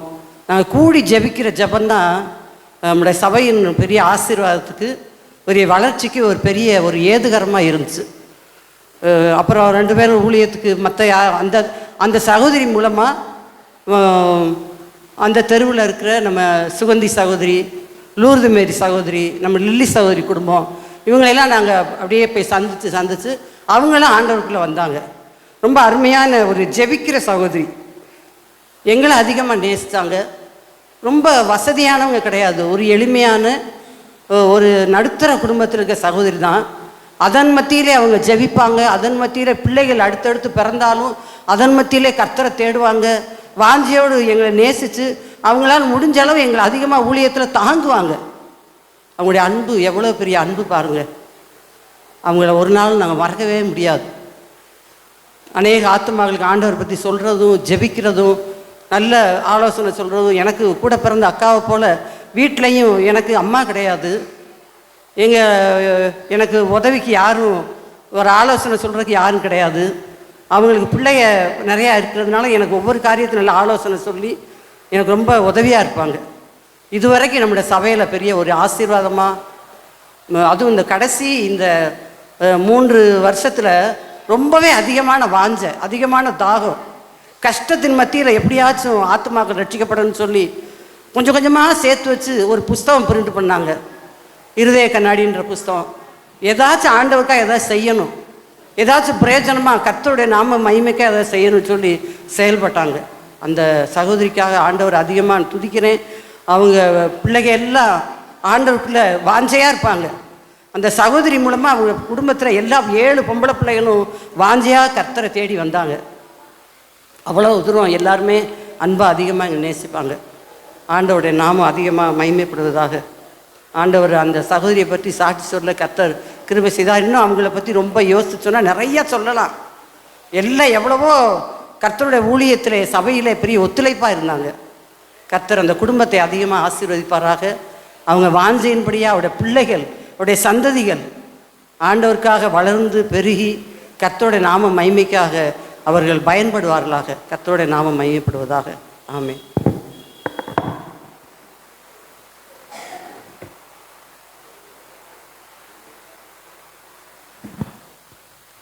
ஆண்டவருடைய நாமம் மகிமைப்படுவதாக. சாந்தாக்கா வந்து ஆவியில் உட்கார்ந்துருக்க மாதிரி தான் நினைக்கிறேன். அருமையான ஒரு ஆத்மா ஆதாய வீராங்கனையான ஒரு சகோதரி தான். 1984 85வது வருஷம் அவங்க என்னை கூப்பிட்டுக்கிட்டு ஊழியத்துக்கு நாகனாகுளத்துக்கு வந்தாங்க. ஆத்திக்குளத்துலேயும் ஆத்துமாக்களை சந்திப்போன்னு என்னை கூப்பிட்டு போவாங்க. எங்கள் வீட்டுக்கார் வீடு வந்து போலீஸ் லைனில் இருந்தது. ரொம்ப அறிஞ்ச குடும்பம் சாந்தாக்காவுக்கு. எங்கள் லட்சுமி, மனோன்மணி, கார்த்தி, எங்கள் மாமியா நல்லா தெரியும் அவங்களுக்கு. எங்கள் வீட்டுக்கார் ரொம்ப உழைப்பாளி, மாடு வளர்த்தாங்க. எப்போ பார்த்தாலும் அந்த அடிவைப்பில் தண்ணி அடிச்சுக்கிட்டு இருப்பான் குமாருன்னு சொல்லி அந்த குடும்பத்தை குறித்து அவங்களுக்கு ரொம்ப அக்கறை பாரம். குருவமான்ற எங்களோட மாமியாவை அவங்க போய் சந்தித்து அவங்க ஆண்டவரை பற்றியும் சொல்லியிருக்காங்க. சண்டே கிளாஸ்க்கு எங்கள் வீட்டுக்கார் ஊழியரும் அக்காவும் போய் ரிசர்வ் லைனில் சண்டே கிளாஸ் எடுக்கிறப்ப அதன் மூலமாக தான் ஊழியத்தை ஆரம்பித்தாங்க. அக்காவை சாந்தாக்காவை ஆண்டவர் பயன்படுத்தினார். அப்புறம் எங்கள் மாமியாருக்கு கேன்சர் வந்து அவங்க ஆண்டவருக்கு ஒப்பு கொடுத்து சபையில் அறிக்கையிட்டு பரலோகத்து போனாங்க. அந்த நாகனாகுளத்தில் சந்திப்போம் சரசு வான்னு சொல்லி எனக்கு அப்போ மேரேஜ் ஆகலை. அப்போ அந்த குடும்பத்தை சந்திக்கும்படியாக நானும் அக்காவும் போயிருந்தோம். அப்போ ஈஸ்வரி அக்கா சின்ன பிள்ளைகளை வச்சுக்கிட்டு இருந்ததுனால அவங்க வர முடியல. அப்போ எங்கள் மாமியா அக்கா சாந்தாக்கா நல்லா பேசி நீங்கள் வரணும் ஆண்டவருக்குள்ளன்னு சொல்லி வழி நடத்தின ஒரு சகோதரி அக்கா சாந்தாக்கா. இந்த இடத்துலையும் கூட அக்காவால் ஆதாயம் பண்ணப்பட்ட அநேக சகோதரிகள் இந்த இடத்துல உண்டு. அப்படிப்பட்ட ஒரு அக்காவாக இருப்பாங்க. நான் அவங்கக்கிட்ட இருந்து கற்றுக்கொண்டது, அநேக பிள்ளைகளை அவங்க பெற்று வளர்த்தாலும் அவங்களுக்கு பாடுகள் உபத்திரவங்கள் இருந்தாலும் அவங்க ஆட்டோவில் பெண்கள் கூட்டத்துக்கு வந்துடுவாங்க, ஃபஸ்ட்டாக உட்காந்துருவாங்க. அவங்கக்கிட்ட இருந்து நான் கற்றுக்கொண்டேன். அவங்க கடந்த நாட்களில் எல்லாம் ஒரு வலையை சுட்டு கொண்டு வந்துடுவாங்க, ஒரு கேசரி செஞ்சு கொண்டு வந்துடுவாங்க. உபத்திரவத்தின் மத்தியில் ஆண்டவருக்காக ஏதாவது செய்யணும், எப்படிக்கா நீங்கள் இவ்வளவு வேலையை பிள்ளைகளை வச்சுக்கிட்டு நீங்கள் கொண்டு வந்தீங்க அப்படின்னு கேட்பேன். ஆனாலும் அவங்கக்கிட்ட இருந்து கற்றுக்கொண்ட பாடங்கள் அதிகம். வாஞ்சையோடு அவங்க ஃபஸ்ட்டு வந்து பெண்கள் கூட்டத்தில் சேரில் வந்து உட்காந்துருவாங்க. பாருங்கள் எவ்வளோ ஒரு வாஞ்ச தாகம். அந்த சபை அக்காவை இழந்திருக்கு. ஆனாலும் தேவ சமூகத்தில் அவங்க ஒரு சந்தோஷமான இடத்துல அவங்க இருக்கிறாங்க. இப்படியாக அவங்க இடத்துலேருந்து அநேக பாடங்களை கற்றுக்கொண்டதில் சந்தேகம் இல்லை. தனியாக அவங்க நல்லா பாடல் எழுதி ராகத்தை இயற்றி அவங்களாம் பாட்டு பாடுவாங்க. அதை பார்த்து ரொம்ப சந்தோஷம். ஜெபம் பண்ணுவோம், சரசு அர்ஜனுக்காக ஜெபம் பண்ணுவோம் அப்படின்னு சொல்லி ரொம்ப அக்கறையோட ஒரு ஜெபிக்கிற ஒரு சகோதரி. அதாவது குணசாலியான ஸ்திரியை கண்டுபிடிப்பவன் யார்? அவளுடைய விலை முத்துக்களை பார்க்கில் உயர்ந்தது. அக்கா சத்தமாக கூட பேச மாட்டாங்க. ஆனால் அவங்க ஒரு முத்தை போல அவங்க இருந்தாங்க என்பதற்கு எந்த ஒரு இதுவும் இல்லை. நான் அக்கா இறந்துட்டாங்கன்னு சொன்ன உடனே எங்கள் மேகி வேலைக்கு போகிறவன், ஆனாலும் உடனே கிளம்பி நான் வந்தேன். அம்மா கிருஷ்ணம்மா இறந்ததுக்கும் நான் இப்படியாக நான் பெதஸ்தா ஜெப ஆலயத்தில் இப்படியாக மூத்த சகோதரிகளை தூர இடத்துல தற்சமயத்துக்கு இருந்தாலும் நான் பங்கெடுக்காவிட்டாலும் எனக்கு நித்திரை வராது. உடனே ஆண்டவர் கிருபையில பிரயாணத்தை வாய்க்க பண்ணி கர்த்தர் என்னை கொண்டு வந்தார். அந்த அவங்க வீட்டில் அந்த பஸ்ஸை விட்டு இறங்கி அப்படியே அக்கா வீட்டுக்கு வந்தேன். கர்த்தருடைய நாமம் அதிகமாக மகிமைப்படுவதாக. அப்படியாக சபைக்கு அவங்க ஒரு ஆசீர்வாதமாக இத்தனை வருஷம் ஈஸ்வரி அக்கா சொன்னது போல் அவங்கள சந்தித்த நாளில் இருந்து அப்புறம் கடந்த நாட்கள்லாம் ஈஸ்வரிக்கா, நான், சாந்தாக்கா, இன்னும் அப்புறம் சந்திக்கப்பட்ட அருமையான வசந்தாக்கா எல்லாரும் நாங்கள் ஊழியத்துக்கு போய் சபை சகோதரிகளால் நிரம்பப்பட்டது. இப்படியாக சகோதரிகள் எவ்வளவு ஒரு கர்த்தர் ஒரு ஆசீர்வாதமாக சபைக்கு வைத்திருக்கிறார் என்பதற்கு எந்தவித சந்தேகம் இல்லை. நீங்களும் நானும் கூட அப்படியாக அக்காவு போல நாம் இருக்க கர்த்தர் எனக்கு உங்களுக்கு உதவி செய்வாராக.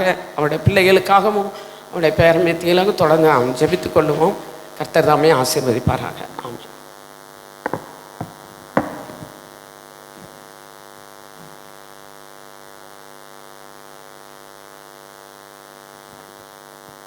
கர்த்தருடைய நாமம் மகிமைப்படுவதாக.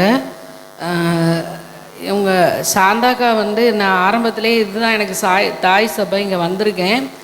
ஆனால் அப்போல்லாம் எனக்கு அக்கா எனக்கு பழக்கம் இல்லை. அவங்க என்னை விட ரொம்ப மூத்த சகோதரின்றனால எனக்கு அவங்க பழக்கம் கிடையாது. ஆனால் அவங்க பிள்ளைகள் ரஞ்சிதாக்கா, புனிதாக்கா அவங்கெல்லாம் வாலிப கூட்டத்துக்கு வரும்போது எனக்கு நல்லா தெரியும். இப்போ மறுபடியும் நான் இந்த சபைக்கு வந்ததுக்கு அப்புறமா கொஞ்ச காலங்கள் அவங்களோட பழகக்கூடிய வாய்ப்பு எனக்கு கிடைச்சது. அவங்க ரொம்ப ஆசையாக கூப்பிட்டு பேசுவாங்க. இடையில இந்த காலாங்கரை சண்டே கிளாஸ் எடுக்க போகிறேன், இந்த நாகனாகுளத்துக்கு சண்டே கிளாஸ் எடுக்க போன சமயத்தில் கூப்பிட்டு, நவமணி எங்கள் வீட்டுக்கு வரையாப்பா சண்டே கிளாஸ் எடுக்க அப்படின்னாங்க. சரிக்கா வரேன்க்கா அப்படின்னு. நான் போகிறதுக்குள்ளே பிள்ளைகளெல்லாம் கேதர் பண்ணி வச்சுருவாங்க. வச்சுட்டு சண்டே கிளாஸ் எடுக்க சொல்லுவாங்க. ஆசையாக நம்ம எடுக்கிறத உட்காந்து கவனிப்பாங்க. அவங்க மருமகளை உட்காந்து காயத்ரி உட்காருன்னு சொல்லி உட்கார சொல்லுவாங்க. அவ்வளோ நம்ம போனோன்னா அவ்வளோ ஆசையாக இருப்பாங்க. நான் அதுக்கப்புறம் அவங்க பலவீனமாயிட்டு ஆட்டோவில் தான் வந்துக்கிட்டு இருந்தாங்க. வந்துக்கிட்டு இருந்த அந்த நாட்கள்லையுமே ரொம்ப பலவீனமாக இருக்குது, நீங்கள் சர்ச்சுக்கு போக வேண்டாம்னு சொல்லி பிள்ளைங்க சொல்லிட்டாங்க. அந்த சமயத்தில் அவங்க வீட்டில் இருந்தாலுமே நான் யோசிப்பேன், ஒரு விசுவாசி சபைக்கு போக முடியாமல் இருக்கிறது மனசு எவ்வளோ கஷ்டமாக இருக்குமே அப்படின்னு யோசித்து நான் அக்காவை பார்க்க போனேன்னா, செல்ஃபோனில் நான் இந்த மாதிரி சில சகோதரிகளுக்கு செய்தி கொடுக்குறேன், நவமணி ஜெபம் பண்ணிக்கோ அப்படின்வாங்க. எதையுமே வெளியே சொல்லாமல் அவ்வளோ ஆண்டவருக்காக பயன்படுவாங்க. ஒரு நாள் எதேச்சும் அவங்க வீட்டுக்கு போகிறேன், நான் கூட ஜூமில் தான் அந்த மாதிரி மீட்டிங் அட்டன் பண்ணி செய்தி கொடுக்குறாங்களாக்குன்னு பார்த்தா வெறும் ஃபோனில் கால் ஆன் பண்ணி வச்சுக்கிட்டு செய்தி கொடுத்துக்கிட்டு இருக்காங்க.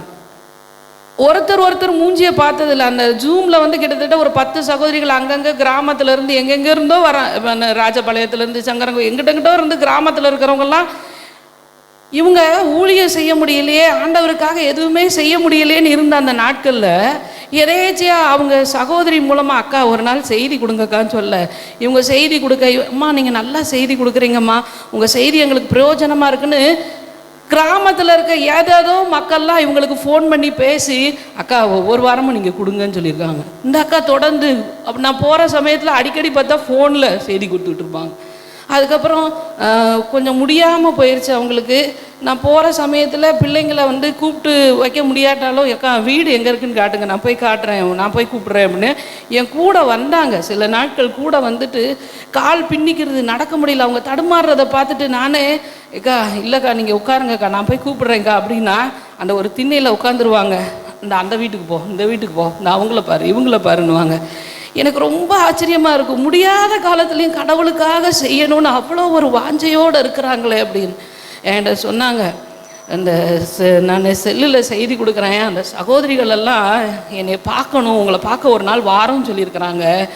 ஏம்மா அவங்கெல்லாம் வரும்போது சமைச்சு கொடுக்கணும், எனக்கு கொஞ்சம் ஹெல்ப் பண்ணு அப்படின்னாங்க. சரிக்கா நான் வாரேங்கான்னு சொன்னேன்.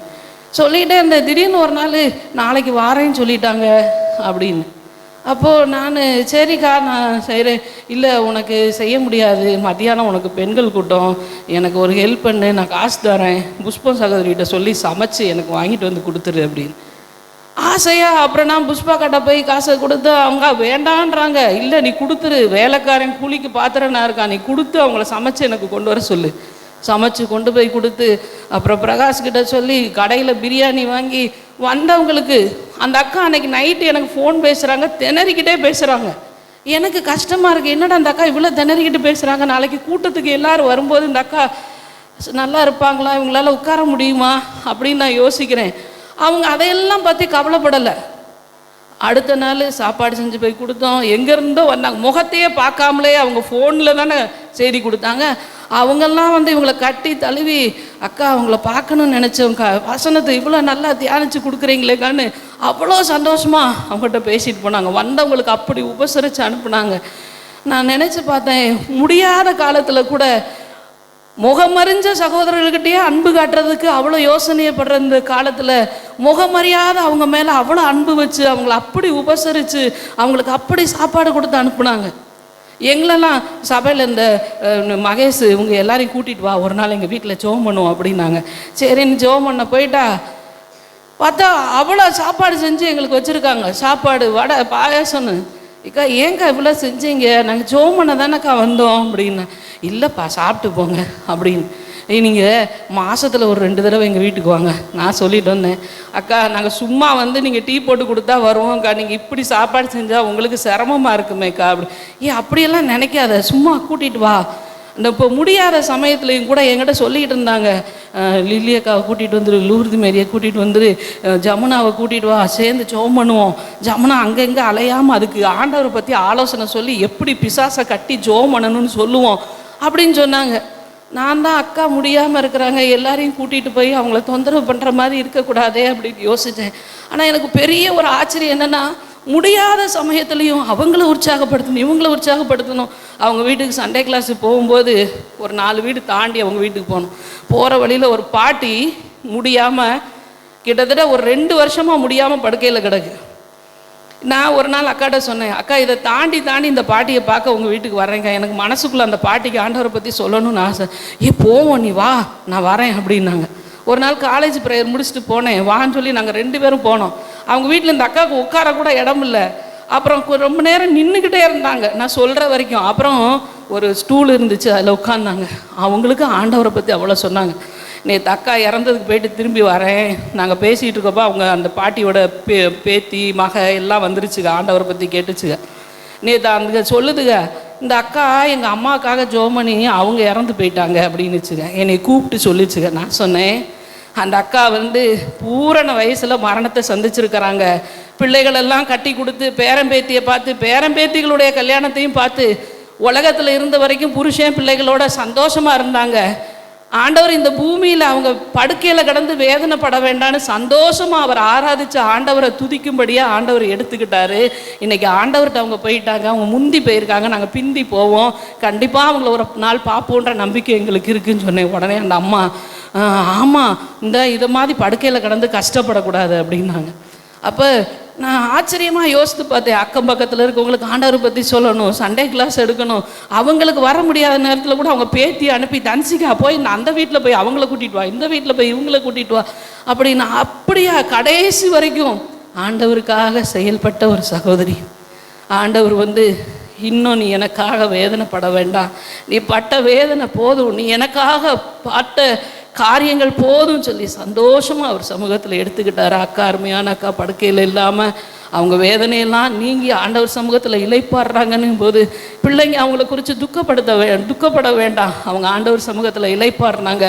அவங்க ஆராதித்த தெய்வம் உங்களுக்கு துணையாக இருந்து உங்களை வழி நடத்துவார். அதில் எந்த சந்தேகமும் இல்லை. கர்த்தருக்கே மகிமை உண்டாவதாக.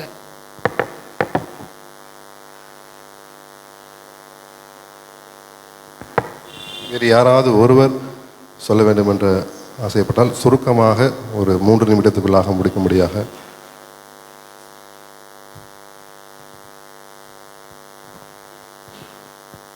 கர்த்தருடைய பரிசுத்த நாமத்துக்கு மகிமை உண்டாவதாக. இந்த ஜவஹர்புரத்தில் நாங்கள் புதுசாக குடி வந்திருந்தோம். அப்போ நான் பொதுவாகவே யார் சொல்கிறதையும் கேட்குறதில்ல. அப்போ அந்த அக்கா சுவிசேஷம் சொல்லிகிட்டே வந்தாங்க. ஒருத்தருக்கா சுவிசேஷம் சொல்லிட்டு வரும்போது என்னைய பார்த்து அவங்க ஏசாமி பற்றி சொன்னாங்க. அப்போ தான் நான் முதல் டைமையே அவங்கள பார்க்குறேன். நான் ஏசாமி பற்றி சொல்லும்போது நான் யார் சொல்கிறதையும் கேட்காதவ இவங்க சொல்கிறத கேட்கணும் போல் இருக்கே. சரி இவங்க என்ன சொல்கிறாங்கன்னு கேட்டு அதன்படி நம்ம நடந்துக்குவோம் அப்படின்னு சொல்லி, ஆமாக்கா 2 நாளைக்கு முன்னாடி கூட நான் சர்ச்சுக்கு போனேன் அப்படின்னு சொல்லி பேசிக்கிட்டு இருந்தோம். அப்போ நான் ஏசாமி பற்றி கொஞ்சம் அந்த இதில் டிவியில் போடுறதெல்லாம் பார்த்தோங்க்கா. ஏசாமி பற்றி தான் சொல்கிறாங்க. சரி நான் உங்கள் சர்ச்சுக்கு வரீங்க, எங்கள் ஜபத்துக்கு வாப்பா அப்படின்னு சொன்னாங்க. அவங்க வீட்டில் 10 மணி ஜபம் இருக்குது, நீ வா அப்படின்னாங்க. அப்போ தான் நான் முதல் டைமத்தில் நான் அவங்க வீட்டுக்கு போகிறேன். அப்போ பிள்ளைகள்லாம் எனக்கு ரொம்ப சந்தோஷமாக இருந்துச்சு. இது வரைக்கும் எங்கள் குடும்பத்தில் அப்படியெல்லாம் யாருமே சந்தோஷமாக இருந்ததும் இல்லை, பிள்ளைகளை பேசுனதும் இல்லை. ரொம்ப கஷ்டமாக இருந்துச்சு எனக்கு மனசு. அப்போ அந்த குடும்பத்தை பார்க்கும்போது ரொம்ப சந்தோஷமாக இருந்துச்சு. சரி இவங்க சொல்கிறத நம்ம கேட்போம் அப்படின்னு சொல்லி தான் ஆண்டவரை பற்றி அவங்க சொன்னாங்க. அப்போ இந்த சபையோடு கூட ஐக்கியப்பட வச்சாங்க. வா ஒரு நாளைக்கு சர்ச்சுக்கு வா அப்படின்னு சொல்லி அப்புறம் சர்ச்சுக்கு கூட்டிகிட்டு வந்தாங்க. பிள்ளைய போல் அவங்க அருமையாக என்னை இது வரைக்கும் வளர்த்து விட்டாங்க. 40 வருஷம் ஆகுது அவங்களோட பேசி, அவங்களோட நான் பழகி 40 வருஷம் ஆகுது. இந்த 40 வருஷத்தில் எத்தனையோ சபைக்கு நான் போயிருக்கேன், எத்தனையோ குடும்பங்களை நான் சந்திச்சிருக்கேன். ஆனால் எல்லா குடும்பங்களையும் பார்க்கும்போது, இந்த குடும்பத்தையும் பார்க்கும்போது எனக்கு ரொம்ப சந்தோஷமாக இருந்துச்சு. சந்தோஷமாக இருக்கும். எல்லா குடும்பத்தையும் பார்க்கும்போது இந்த குடும்பத்தை பார்க்கும்போது ரொம்ப சந்தோஷமாக இருந்துச்சு. ஐயோ, சாந்தாக்கா மாதிரி யாருமே நம்மளோட அன்பாக பேச மாட்டேங்கிறாங்களே, அன்பாக சொல்ல மாட்டேங்கிறாங்களே ஆண்டவரை பற்றி, அப்படியே நான் ரொம்ப வேதனைப்படுவேன் நான். ஆனால் இங்கே வரும்போது பாருங்கள், ஞானஸ்தானம் எடுக்கும்படியாக ஆண்டவர் அவர்கள் மூலமாக எனக்கு கிருபை செய்தார். அந்த அக்கா மூலமாக எனக்கு கிருபை செய்தார். ஆண்டவர் ரொம்ப நல்லவர். அந்த அக்கா சொன்னாங்க, நான் மறிக்கப்போ எனக்கு ஆண்டவர் ரொம்ப அவங்க பாட்டாலாம் எழுதுவாங்க. வேதத்தை தியானிக்கும் போதேவும் அவங்களுக்கு அநேக பாடல்கள் கிடைக்கும். அவங்களுக்கு உண்மையிலவே எல்லாரும் சொல்லும் போல் அநேக பாடல்கள் அவர்கள் எழுதியிருக்காங்க. அதில் ஒரு பாடல் புக்கு கூட என்கிட்ட கொடுத்துருக்காங்க. கொடுத்து நீ இதை படிச்சுக்கோ அப்படின்னு. நான் அடிக்கடி அவங்க வீட்டுக்கு போவேன்.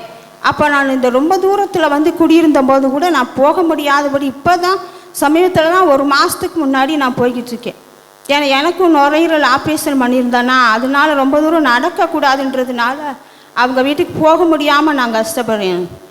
இப்போ சமீபத்தில் நான் போயிருக்கும்போது அவங்க சொன்னாங்க, இயேசுநாதர் வந்த மாதிரி இருந்துச்சு, என் இடமே பிரகாசமாக இருந்துச்சு மாலா, என்னன்னு தெரியல அப்படின்னு சொன்னாங்க. சரிக்கா, எதுவாக இருந்தாலும் நம்ம ஜெபம் பண்ணுவோம்க்கா அப்படின்னு சொன்னேன். எதுவாக இருந்தாலும் நம்ம ஜெபம் பண்ணுவோம் அப்படி. ஆனால் ஆண்டவருடைய கிருபையில் அவங்க பாருங்கள், ஜெபம் எப்படியோ அப்படியே வாழ்க்கை வாழணும் அப்படின்னு அவங்க நினைப்பாங்க. அதே மாதிரியவும் அவங்க நம்மளுக்காண்டி பண்ணுற ஜெபத்தை ஆண்டவர் கேட்கணும், கேட்டு பதில் தரணும் அப்படின்னு நினைப்பாங்க. வார்த்தையில் அவிசுவாசம் வந்துடக்கூடாது அப்படின்னு நினைப்பாங்க. நான் எங்களுடைய குடும்பத்தில் நடந்த பிரச்சனைகளை அவங்கள்ட்ட பேசும்போது அவங்க சொல்லுவாங்க, எப்போ பார்த்தாலும் பிரச்சனையே பேசாத, பிரச்சனைக்கு தான் ஆண்டவர் இருக்கார் இல்லை, நான் உனக்கு சொல்கிற ஆலோசனைகளை கேளு, எதையுமே நீ இந்த மாதிரி பிரச்சனையை பற்றி பேசக்கூடாது. அவங்களுக்கு பிரச்சனையை பற்றி பேசுகிறது பிடிக்காது, அவிசுவாசமாக பேசுகிறதும் பிடிக்காது, யாரை பற்றியும் அவங்கள்ட்ட குறை பேசுகிறதும் அவங்களுக்கு பிடிக்காது.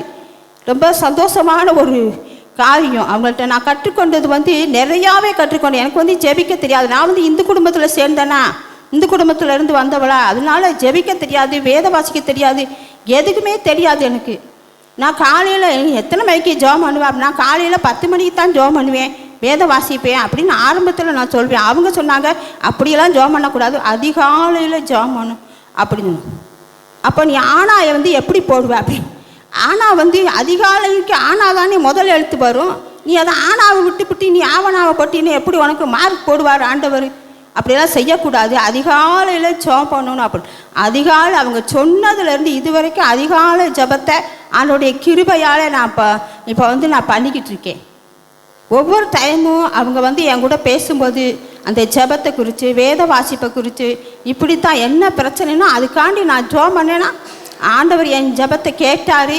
உண்மையிலேயே நான் ஏதாச்சும் அவங்கள்ட்ட நான் சொன்னேன்னு சொன்னாக்க எந்த பிரச்சனையாவது சொல்லி இதுக்காண்டி இங்கே ஜெபம் பண்ணுங்கக்கா. எங்கள் பாப்பாவுடைய காரியம் வந்து ரொம்ப கஷ்டமாக இருந்துச்சு. கல்யாணம் முடிக்கும்போது அவள் அங்கிட்டு முடிப்பாளுங்கிட்டு ரொம்ப கஷ்டமாக இருந்துச்சு. அக்காட்ட சொல்லி ஜெபம் பண்ண சொன்னேன். அவங்க சபையாட்டையும் சொல்லி ஜெபம் பண்ண சொன்னாங்க. எல்லாரும் ஜெபம் பண்ணும்போது ஆண்டவருக்கு எல்லா காரியத்தையும் எப்படித்தான் முடிஞ்சிச்சுன்னு தெரியலை அப்படின்னு அந்த அளவுக்கு ஆண்டவர் முடிச்சு கொடுத்தாரு. இரவும் பகலுமாக அவங்க எனக்காக அந்த அக்கா அதிகமாக ஜெபம் பண்ணுவாங்க. நான் எந்த சபைக்கு போனாலும் ஐயோ இந்த பிள்ளை எங்கிட்டு போச்சோ, இந்த பிள்ளை ஆவிக்குரிய வாழ்க்கையில் வழுகி விழுந்துரும் போல அப்படின்னு அவங்க நினைப்பாங்க. அவங்க ரொம்ப கஷ்டமாக நினைப்பாங்க, என்னை குறித்து ரொம்ப பாரமாக நினைப்பாங்க. அவங்க பிள்ளைகளை விட பிள்ளைகள் கூட எனக்கு இந்த ஆலோசனை நான் சொன்னதில்லைம்மாடா, உனக்கு நான் அதிகமாக நான் சொல்கிறேன், நீ என்னை எப்படி போகாத, நீ ஆண்டவரை தேடு, நான் சொல்கிறத கேளு அப்படின்டுவாங்க. ஏன்னா என் குடும்பத்தில் வந்து யாருமே ஆண்டவரை தேடுறவங்க கிடையாது. என் குடும்பத்தில் பொறுத்தவங்க கூட கிடையாது. நான் ஒரு ஆள் தான் அவங்க சொல்கிறத கேட்டேன். அப்போ விக்கிரக ஆராதனைலாம் பண்ணக்கூடாது அப்படின்னு சொல்லுவாங்க. சிலைகளெல்லாம் இருந்துச்சு. அவங்க சொல்கிறத கேட்டு தான் நான் உடனே இந்த சிலைகளெல்லாம் நான் எரிச்சு போட்டேன். நான் அவங்க சொல்கிறத கேட்டு ஒவ்வொரு காரியத்தையும் நான் பண்ணும்போது ஆண்டவர் என் மேலே பிரியம் வச்சார். ஆண்டவர் பிரியம் வச்சு ஞானஸ்தானம் எடுக்கும்படி, நான் ஞானஸ்தானம் எடுக்க சிந்தையே இல்லை, அப்போ ஞானஸ்தானம் எடுக்கும்படி வச்சார் ஆண்டவர். ஒவ்வொரு காரியத்திலையும் கர்த்தர் என்ன அந்த சகோதரி மூலமாக ஆண்டவர் என்ன நடத்தி வந்தார், இது வரைக்கும் நடத்தி வந்தார். ஆண்டவருடைய கிருபை அது. இப்படிப்பட்ட குடும்பத்தை இந்த நேரத்தில் அந்த அக்காவை பார்க்க முடியலையேன்னு ரொம்ப கவலை எனக்கு மனசில். நான் ஆண்டவர்கிட்ட நான் வேண்டிக் கொண்டேன். நான் போனதுமே அந்த பாடியை பார்த்துட்டு நான் போனதுமே ஆண்டவர்கிட்ட அழுதேன். நான் ஆண்டவரே 100 வயசுக்கு வரைக்கும் கூட நீங்கள் அப்போ வச்சுருந்தீங்களே, பரிசுத்தவான்களை நீங்கள் வச்சுருந்தீங்களே, இப்போ ஏன் இப்படி ஜெபிக்கிற ஆளுகளை நீங்கள் எப்படி எடுத்தீங்கன்னாக்கா நாங்கள் என்னப்பா செய்கிறது அப்படின்னு சொல்லி அழுதேன் நான் ஆண்டவர்கிட்ட. ஆண்டவர் ஒரு காரியத்தை எனக்கு உணர்த்தினார். யாரை நான் முன்குறித்தேனோ அவர்களை நான் அழைத்தும் இருக்கிறேன்னு சொன்னார். அப்போ தான் அந்த காரியத்தை நான் யோசிக்கும் பொழுது ரொம்ப நான் கஷ்டப்பட்டேன். அப்போ நான் ஒன்றுமே ஜெபம் பண்ண முடியலை. அப்படி அப்புறம் ஆண்டவருடைய கிருபையில் ஆண்டவரே தான் அவங்களை அழைச்சிருக்கார். யாரை முன்குறித்தாரோ அவர்களை அழைத்தும் இருக்கிறார் ஆண்டவர். அந்த காரியத்தை வந்து எனக்கு உணர்த்தினார். நீங்கள் சொல்லலைன்னா நான் எந்திரிக்க மாட்டேன். ஆண்டவரே ஏன் இப்படி ஜெபிக்கிற ஆளுகளை நீங்கள் ஏன் எடுத்தீங்க? எனக்கு ஆலோசனை சொல்ல ஒரு ஆள் தான் இருந்துச்சு, அவங்களை நீங்கள் எடுத்துட்டீங்களே, அந்த சகோதரியை நீங்கள் எடுத்துட்டீங்களே, எனக்கு யார் சொல்லுவா, யார் இருப்பா, பிள்ளைகளாக இப்படி கதறுகிறார்களே அப்படின்னு சொல்லி ரொம்ப நான் அழுது நான் ஜெபம் பண்ணும்போது ஆண்டவர் அந்த காரியத்தை எனக்கு உணர்த்தினார். ஆண்டவர் ஊழியத்தின் பாதையிலையும் அழைப்பார், இந்த மாதிரி காரியத்திலையும் ஆண்டவர் அழைப்பார். அவங்க ஆவிக்குரிய வாழ்க்கையில் அதிகமாக ஆண்டவர் என் கூட பேசுகிறாருன்னு ஒரு மாதத்துக்கு முன்னாடி என்கிட்ட ரொம்ப பேசினாங்க. ஆண்டவர் என் கூட பேசுவார் அப்படின்னு சொல்லி பிரசன்னத்தை உணர்றாங்க. அவங்க ஜெபிக்கும்போது, வேதம் வாசிக்கும்போது, எப்போதும் அவங்க பிரசன்னத்தை உணரும்போது இந்த தடவை வந்து அவங்க ரொம்பயுமே பிரசன்னத்தில் உணர்ந்து அவங்க சந்தோஷப்படுறாங்க. ரொம்ப அவங்க சொல்கிறாங்க, அவங்க எழுதின பாடல்கள் வந்து அவங்களுக்கு வந்து அபிஷேகத்தை கொடுக்குதான். அந்த பாடல்கள் வந்து அவங்க அந்த பாடல் எழுதின பாடல் அபிஷேகத்தோடு எழுதின பாடல்கள் வந்து நம்ம சபையில் பாட முடியலையேன்னு அவங்க வருத்தப்படுறாங்க. அவங்க ஆனாலும் பாடினாங்க. பெண்கள் கூட்டத்திலலாம் அவங்க எழுதின பாடலை தான் பாடுவாங்க. அப்புறம் பெண்கள் கூட்டத்தில் செய்தி கொடுக்கும்போதெல்லாம் நீ கவலையில் நீ எப்போதெல்லாம் கவலை வந்துச்சோ உனக்கு இந்த செய்தியை வாசி அப்படிம்பாங்க. அருமையாக ஆண்டவர் அவங்க மூலமாக என்னை ரட்சித்து என்னை அபிஷேகம் பண்ணி என்ற ஞானஸ்தானம் எடுத்து இந்த சபையாரோடு ஐக்கியப்பட வச்சுருக்காரு. கர்த்தருடைய நாமத்துக்கு மகிமை உண்டாவதாக. கர்த்தருடைய பரிசுத்த நாமத்துக்கு மகிமை உண்டாவதாக. இவ்வளவு நேரமாய் நாம் அருமை தாயார் சாந்தா அவர்களுடைய சாட்சியை நாம் கேட்டுக்கொண்டிருந்தோம். ஒரு சில நிமிடங்கள் மாத்திரம் என்னுடைய குழந்தை பருவ நாட்களில் எல்லாம் அவங்கள வீட்டிலே தான் அடிக்கடி நான் போய் விளையாடுவதுண்டு. ஜாஷ்வன் அடிக்கடி சொல்லுகிற காரியம், அவர்களுடைய இளம் வயதின் நாட்கள், குடும்பத்தினுடைய இளம் வயதின் நாட்களிலே குடும்பத்திற்கு அவர்கள் பாராட்டின ஒத்துழைப்பு, உதவி அது மிக அதிகம் என்று சொல்லி அண்ணன் அடிக்கடி சொல்லிக்கொண்டே இருந்தார்கள். சின்ன வயசுலேருந்தே அருமையான அத்தையை நான் பார்த்து கொண்டே இருக்கிறேன். எந்தளவாக ஆண்டவரை தேடினார்கள். ஆண்டவர் கணவனுடைய ஒத்துழைப்பு இல்லாத நிலைமையிலே பிள்ளைகளை கர்த்தருக்குள்ளாக வளர்த்தெடுப்பதிலே இவ்வளவு வைராக்கியத்தோடு இருந்ததை பார்க்கிற போது ரொம்ப ஆச்சரியமாக இருந்தது. ஆனால் நான் ரொம்ப ஆச்சரியப்பட்ட விஷயம் என்னென்னா, வயதான காலங்கள் ஆயிருச்சு. சரி, இவ்வளவு நாள் ஆண்டவருக்காண்டி உழைச்சிட்டோம், இவ்வளவு நாள் கர்த்தருக்காக கூட்டங்களிலே கலந்து கொண்டு ஊழியத்தில் கலந்துட்டோம், இனி நம்மளால் எல்லா இடத்துக்கும் போய் பெருசாக எதுவும் செய்ய முடியாது அப்படின்ற நிலைமையில் இல்லாமல் அவள் திடீர்னு ஒரு நாள் பார்த்தா இந்த அங்கே மாட்டிருக்கிற ஃப்ளவர், இங்கே மாட்டிருக்கிற ஃப்ளவர்லாம் அவங்க தான் வாங்கிட்டு வந்தாங்க. என்னடா இந்த வயசான நாளத்தில் ஒவ்வொருத்தருடைய சிந்தனை வேறமாக இருக்கப்போ நான் ஏதாவது ஒன்று பண்ணணுமே, எனக்கு ஏதாவது ஆண்டவருக்கான ஏதாவது செய்யணுமேன்னு சொல்லிட்டு அதை பண்ணாங்க. திரும்பி மற்ற காரியங்களை அவர்கள் ஆயத்தம் பண்ணி கொடுத்தா நாம் அறிந்திருக்கிறோம். கடைசியாக அந்த ராஜுவின் இருதயம் என்று சொல்லக்கூடிய அந்த புத்தகத்தை அச்சிடும்படியாக, அதாவது வயதான காலத்தில் நான் எப்படியாவது ஏதாவது ஒரு வகையில் நான் பயன்படணும்னு சொல்லிட்டு அவர் இருந்ததை பார்க்குறப்ப எனக்கு ரொம்ப ஆச்சரியமாக இருந்துச்சு. அது எனக்கும் நமக்கும் அது பெரிய முன்மாதிரியாக இருக்கிறது. இவ்வளவு நேரமாக அவர்கள் இயேசு கிறிஸ்துவை அறிந்ததினாலே அவர்கள் மரணத்தை குறித்து எந்த ஒரு கலக்கமும் இல்லாமல் பயமும் இல்லாமல் இங்கு இவ்வளவு நேரமாக அவருடைய பிள்ளைகளும் சபையாரும் பேசிக் கொண்டிருந்ததை அருமையான சொந்த பந்தங்கள் சபையிலே வந்திருக்கிறவர்கள் நீங்கள் பார்த்து கொண்டிருக்கிறீர்கள். காரணம் என்னவென்று சொன்னால், மரணத்துக்கு பின்பதாகத்தான் உண்மையான ஒரு வாழ்க்கை இருக்கிறது என்பதை அருமையான தாயாரும் இங்குள்ள தேவனுடைய பிள்ளைகளாகிய நாங்கள் கண்டு கொண்டிருந்திருக்கிறோம். ஆகவே தான் பரலோகத்திற்கு சென்றிருக்கிறார்கள் என்ற நம்பிக்கையோடு கர்த்தருடைய சமூகத்திலே ஸ்தோத்திரத்தை ஏறெடுக்கும்படியாக, அவருடைய சாட்சியை பகரும்படியாக அவருடைய குடும்பத்தார்கள் விரும்பி சபையாரும் சேர்ந்து இங்கே நாம் கூடி வந்திருக்கிறோம். பாட்டு புத்தகத்திலே 261வது பாடலை நாம் ஒரு சில சரணங்கள் நாம் பாடலாம். பரலோகமே என் சொந்தமே என்று காண்பேனோ, என் இன்ப இயேசுவை நான் என்று காண்பேனோ, சிலுவையில் அறையுண்டேன் இனி நான் அல்ல இயேசுவே, இயேசு என் நம்பிக்கையாம், இந்த பூமியும் சொந்தமல்ல, பரிசுத்த சிந்தையுடன் இயேசுவை பின்பற்றுவேன். அழைப்பின் சத்தம் கேட்டு எனக்கும் உங்களுக்கும் ஒரு நாள் அழைப்பு விடப்பட போகிறது. அருமையான சாந்தாக்காவுக்கு அவர்களுக்கு மரணத்திற்கான அழைப்பு விடப்பட்டதை போல நமக்கும் அழைப்பு விடப்பட போகிறது. அந்த அழைப்பின் சத்தம் கேட்டு நானும் ஆயத்தமாகிடுவேன். நாட்களும் நெருங்குவதே, வாஞ்சையும் பெருகுதே. 261வது பாடலை நாம் எல்லாரும் சேர்ந்து பாடலாம்.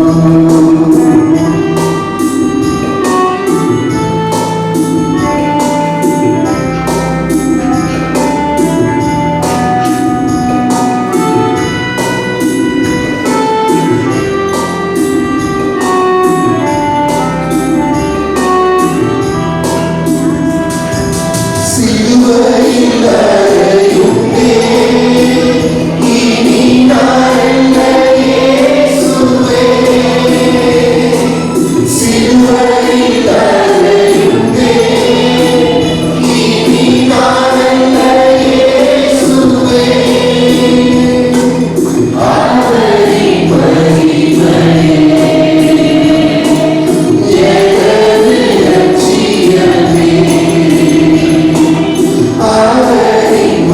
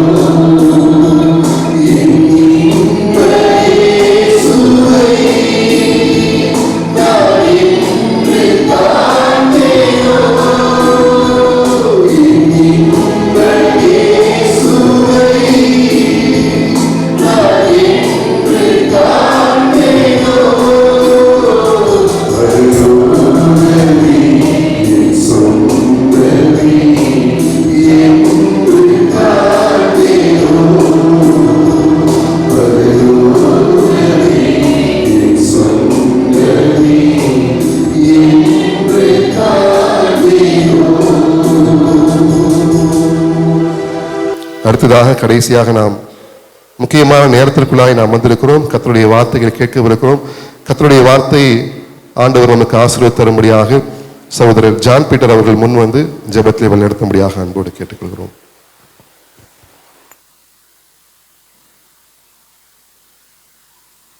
ஜெபிக்கலாம்.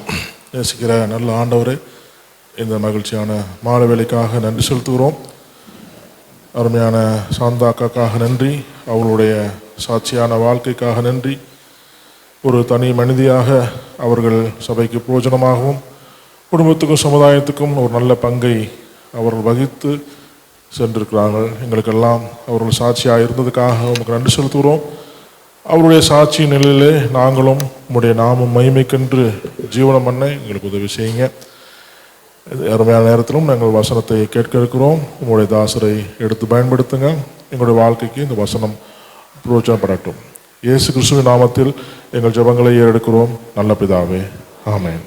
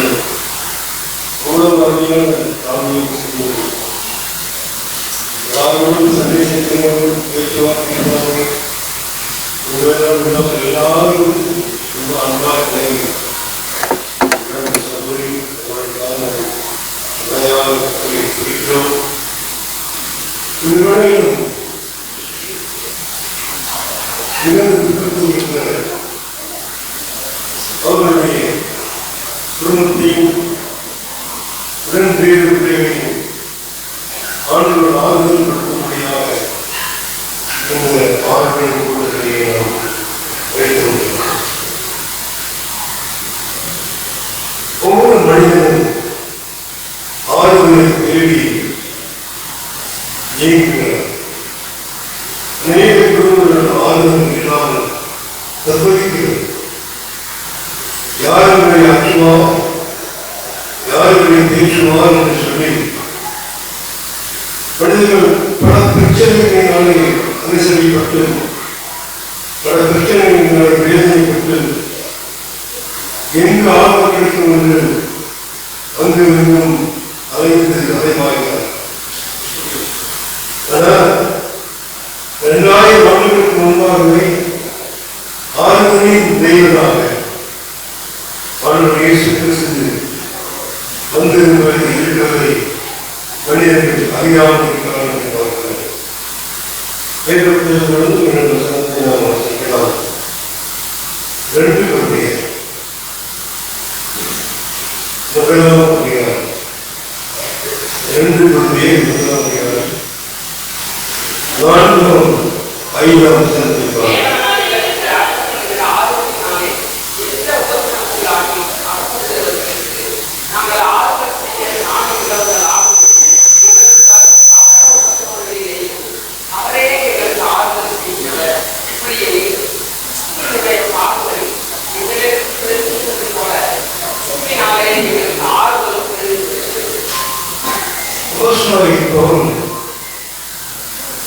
மனிதன் தேடுகிற அந்த ஆறுதல் எங்கே கிடைக்கும், யார் வருவார் என்பதை வாழ்க்கையை ருசித்து அனுபவித்து அவர்களை எழுதியிருப்பதை நாம் பார்க்கிறோம். பிதாவாகி தேவனும் இறக்குகளின் பிதாவும் சகல விதமான ஆறுதலின் தேவனமாக ஆண்டவராகிய இயேசு கிறிஸ்து சகல விதமான ஆறுதலையும் தருகிறது.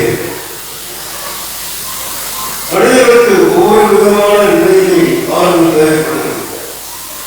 வாழ்க்கை பிரச்சனைகளை பார்க்கும் பொழுது ஒவ்வொருவரும் மிகுந்த நிலையில் அவர்கள் ஆறுதலை தருகிறார்கள்.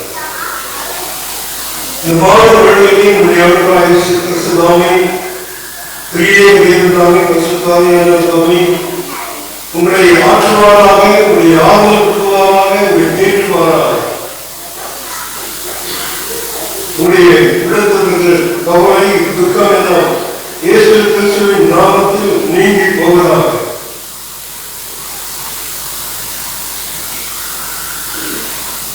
ஒரு சகோதரர் பிரச்சனைகள் மையமே ஒரு இடத்தில் கடன், ஒரு இடத்தில் வறுமை, வேலையில்லாத நேற்றம், குடும்பத்திலே பல குழப்பங்கள், இப்படியாக அவரை மாற்றி வதைத்தது.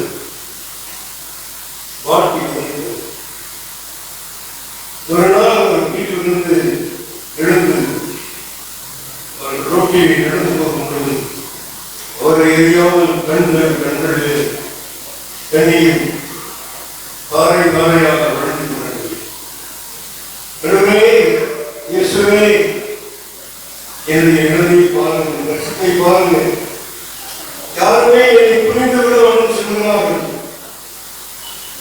என்னை புரிந்து விடுவார் யாருன்னு நீருமா என்னை புரிந்து விடாமல் இருக்கிறது.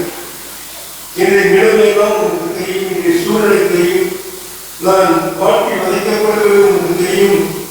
நீருமா என்று இவரைக்கு அறியாமல் இருக்கிறேன் என்று சொல்லி அந்த சகோதரன் நடுக்குள்ளே அவர் தெரிவித்துக் கொண்டு போனார்.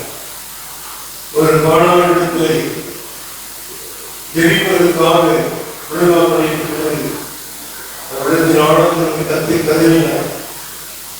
என்னுடைய விழுந்து வேதனையை பாருங்கள். என்னை புரிந்து விடாத குடும்பம், புரிந்து விடாத மனைவி, புரிந்து விடாத பிள்ளைகள்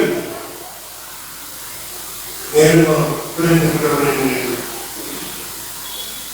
ஆண்டவராகிய இயேசு கிறிஸ்து நம்மை நன்றாய் புரிந்தவர், அறிந்தவர்.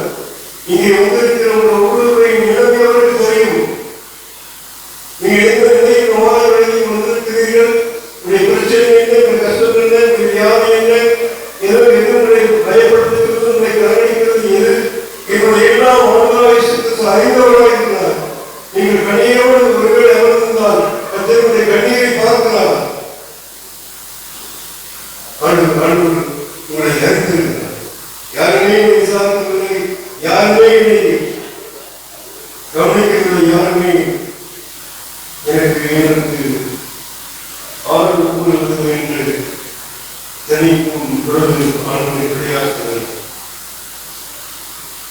என் இதயம் யாருக்கு தெரியும், என் வேதனை யாருக்கு புரியும், என் தனிமை, என் சோர்வுகளை யாரை தேற்றுவார், யாரை தேற்றுவார், யாரை தேற்றுவார், யாரை தேற்றுவார்.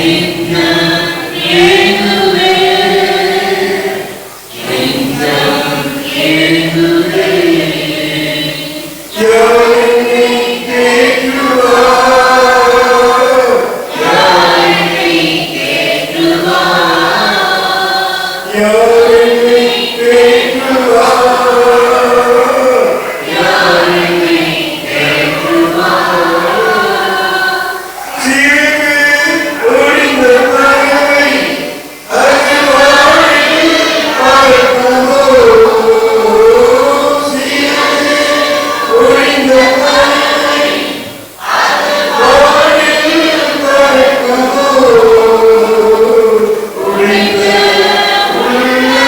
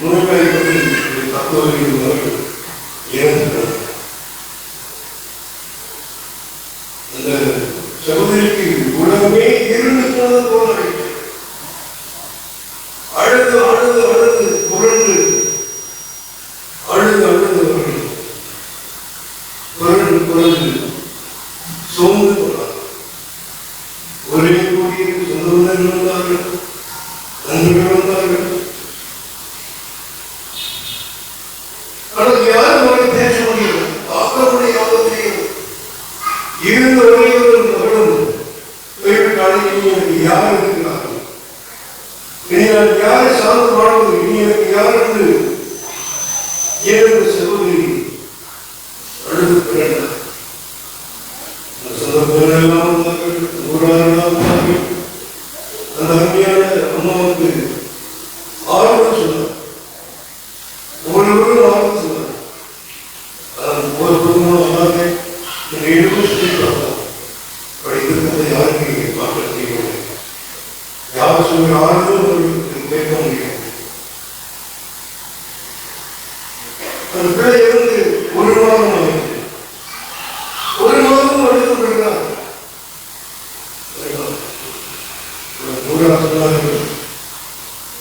இவள் ஒரு மாதமாக அழுது கொண்டிருக்கிறார். இவள் ஆர்வலை மற்ற 9 வருஷம் வாழ்ந்திருக்கிறார். யாரும் கவனிச்சு கேட்க மாட்டது. அதை கூட அப்படியே விட்டுருங்க. அடுத்த அப்படியே சாப்பிட்டோம். இன்று நாம் வெற்றி விளைந்து சொல்லக்கூடிய நிலையிலே இந்த சகோதரி அழைத்து விட்டுள்ளார். அப்பொழுது இந்த விஷயங்களை எல்லாம் கேட்க கிறிஸ்துவ போகிறார். அந்த வீட்டுக்கு போனார். வீட்டுக்கு போனபோது வீட்டிலும் அவர் போன சமயங்களை அழைத்து கொண்டே இருக்கிறார். அவர் அம்மா இது கிறிஸ்துவ பைபிள், இதை படிச்சுவாங்க, ஆண்டவர்களோடு பேசுவாங்க சொல்லி ஒரு பைபிளை அந்த சகோதரிக்கு கொடுத்தார். அவர்கள் கிறிஸ்தவர்கள். அவர்கள் அந்த சகோதரி இந்து சகோதரி. ஆனால் கொடுப்பதற்காக மரியாதைக்காக வாங்கி கொடுத்தார். 2 நாள் ஆகியும் பைபிளை தொடரவில்லை. நானே இன்னும் தெரியும்.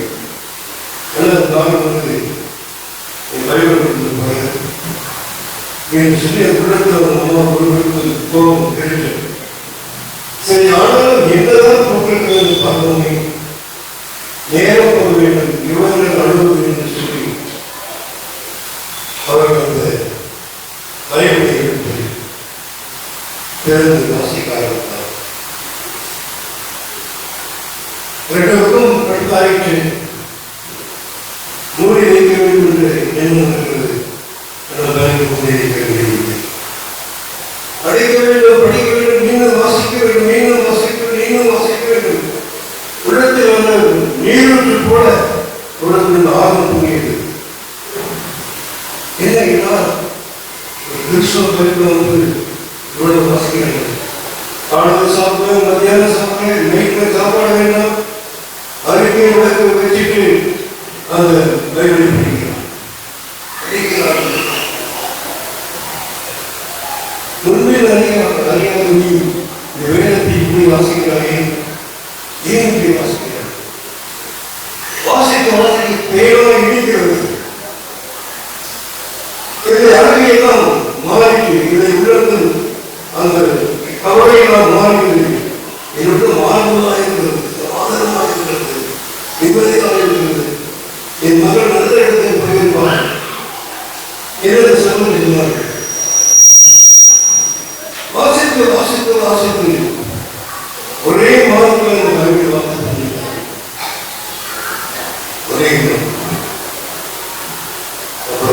அன்றைக்கு கடவுள் அன்றைக்கு கடவுள் என்ன கடவுள்? ஒரு பெரிய அழகான பூங்கம், அங்கே அழகிய குழந்தைகளாக இருக்கிறது. 10 வயதில் சிறு பிள்ளைகள் அந்த கடவுளை அவர்கள் விளையாடுகிறார்கள். அப்பொழுது இந்த சகோதரி அங்கே விளையாடுகிற பிள்ளைகளுக்குள்ளே தன்னை மகள் காணப்படுகிறாளா என்று சொல்லி அந்த கடவுளை தன் மகளிடமிருந்து தன் மகளை பார்க்க முடியவில்லை. ஏன் காணவில்லை என்று சொல்லி அவர்கள் நினைத்துக் கொண்டு அந்த பிள்ளை கடவுளை பேசினார். அம்மா நான் இங்கே இருக்கிறேன், இங்கே இருக்கிறேன் பாருங்க சொல்லி ஓரப்போய் அம்மாவை அழைத்தார். ஏன் எல்லா குடிவிட்டு அம்மா விளையாடுகிறார்கள், உன்னுடைய பிள்ளைக்கும் நீ விட்டும் ஏன் விளையாடுங்கள் என்று கேட்கப்படுது. நீங்கள் எப்பொழுதும் நடந்து கொண்டே இருக்கிறீர்கள், சோகமாக இருக்கிறீர்கள். எங்கே வந்திருக்கிறேன் தெரியுமா? ஏசப்பாவை பார்த்து வந்திருக்கிறேன், ஏசப்பாவை நான் நன்றி கொண்டேன், ஏசப்பாவை பிள்ளையாக நான் இருக்கிறபடினாலே நான் சந்தோஷமாக இருக்கிறேன், மகிழ்ச்சியாக இருக்கிறேன். நீங்கள் இந்த இயேசுவை ஏற்றுக்கொள்கிற நீங்கள் மதித்த பிற்பாடு, நீங்கள் மறுமடைந்த பிற்பாடு இங்குதான் வருவீர்கள். இயேசுவை ஏற்றுக்கொண்டால், இயேசுவை நம்பினார். ஏனென்றால் இயேசு ஒருவர்தான் பரிசுத்தமான கடவுள், இயேசு ஒருவர்தான் அன்பான தெய்வம், இயேசு ஒருவர்தான் இரக்கமுள்ள கடவுள், இயேசு ஒருவர்தான் தன்னையே நமக்காக சிலுவைகளை பாடுபட ஒப்புப்படுத்துவர், நமக்காக அடிக்கப்பட்டார், நமக்காக நொறுக்கப்பட்டார். இயேசு கிறிஸ்துதான் தன்னுடைய தூய இரத்தத்தை முழுவதும் நமக்காக சிந்தினார். இயேசு கிறிஸ்துவின் இரத்தம் சகல பாவங்களை நீக்கி சுத்திகரிக்கும்.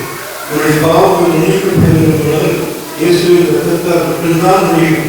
ஆகவே நீங்கள் இயேசுவை ஏற்றுக்கொண்டால் நீங்கள் மரணம் வைப்பது என்று நீங்கள் வரலாம் என்று இந்த பிள்ளை தெரிவிக்கிறார். இந்த பிள்ளை அந்த கடவுள் மறைப்பது ஒரு நாள் கேட்பார். நாங்கள் கேட்கும்போது சொன்னபோது எங்கள் வார்த்தையை கேட்கல.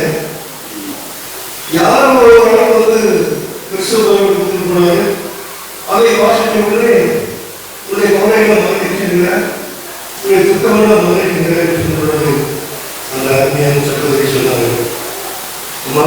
இதுவரைக்கும் கிறிஸ்துவை நேசித்தவர்களை ஒரு பேசுவது கிடையாது.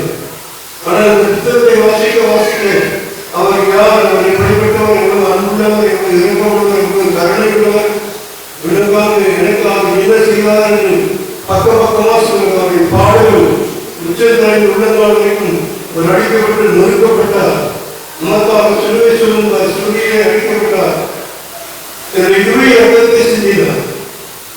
அதற்காக எல்லாரும் உலகில் வருகிறார்கள், எல்லாரும் பாவிகளாக இருக்கிறார்கள்.